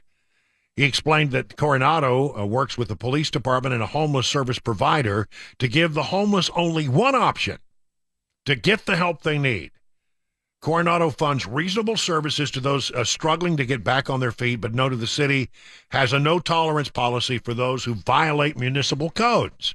All right, now I love this. We need this in Nashville. We want to make it very clear we don't tolerate encampments along our sidewalks. We don't tolerate other code violations, such as being drunk in public, or urinating in public, or defecating in public. We just simply don't tolerate these basic code violations. And what ends up happening is an individual either chooses to get help, or they end up leaving. Coronado previously reported only one homeless person within the city, according to data from the San Diego Regional Task Force on Homelessness. That person got the help they needed and is no longer on the streets. Enforce the law. And right here in Nashville, I mean, you can go downtown, and there's some ugly places. Now, I see that, that this law that was passed that said you can't be under federal highways and state highways, that is being enforced to a greater degree, but it's still a lot of places. And I think this is just enforce the law. You shouldn't be drunk in public. And those people should be run in. You should not urinate in public. And when we find people who are doing that, we should cite them for it. You should not be using the bathroom in a public park unless you go to the restroom. Come on. I'm in favor of that. I love it. Atlanta, the Atlanta suburb, I guess it's not a suburb, it's a part of Atlanta called Buckhead. It's a really nice neighborhood in the north part of Atlanta, and they would like to not be a part of Atlanta anymore. They'd like to be their own city. They'd like to be the city of Buckhead, and they're trying to secede from the city of Atlanta. And I don't know if it's going to happen or not. I'm reading a couple of stories here saying the state legislature, and the lieutenant governor, they're very, very much in favor of allowing Buckhead to become its own independent city and break away from Atlanta. If I were the city of Buckhead, I would say, why in the world do I want to continue with my taxpayer dollars in this nice little community that we have here in Buckhead? The complete inefficiencies and the poor policies of Atlanta writ large. Why would I want my tax dollars going for that? And if I were Atlanta, I'd say, ooh, Buckhead, a lot of tax base there. I don't want to really lose them. So they're fighting it. I don't know how it's going to play out. I'm reading here now that Governor Kemp is not crazy about the idea and thinks there may be some constitutional or statutory challenges to the whole idea. I hope they get a chance to do it. I think it would set a nice little example for other major metropolitan areas where you have nice neighborhoods that are supporting garbage and bad policies, to give them the sort of the guideposts, a map as to how to do this. I think it's not a bad idea. I'd like to see that happen in more major metropolitan areas. Maybe it would bring to the attention of the councils that are acting so badly that you need to look at the entire community and look out at the interest for all of the people in your community. It is now 49 minutes past the hour of 6 o'clock on SuperTalk.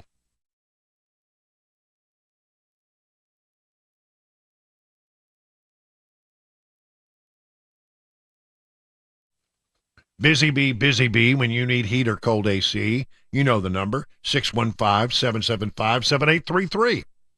Listen, if you got a problem with your heating or air conditioning, this time of year, you're probably testing both of your systems. Some days you need the air conditioner, some day you need the heat. And anytime you have a plumbing or heating or a cooling problem, do what I would do. Call the people at Busy Bee. They'll buzz right over to your hive and start working on it. Get your problem situated. If you need to replace a system, you're not going to find a better value on HVAC and plumbing replacement systems, 12 months, same as cash. You might want to think about becoming a member of the Beehive Club. You get 3 thorough maintenance services on your systems, 1 aimed at heating, 1 aimed at cooling, 1 aimed at plumbing. No overtime charges 24/7 and 10% off all repairs. For satisfaction guarantee, call Busy Bee Plumbing, Heating, and Cooling, 775-7833, or online at busybeehvac.com.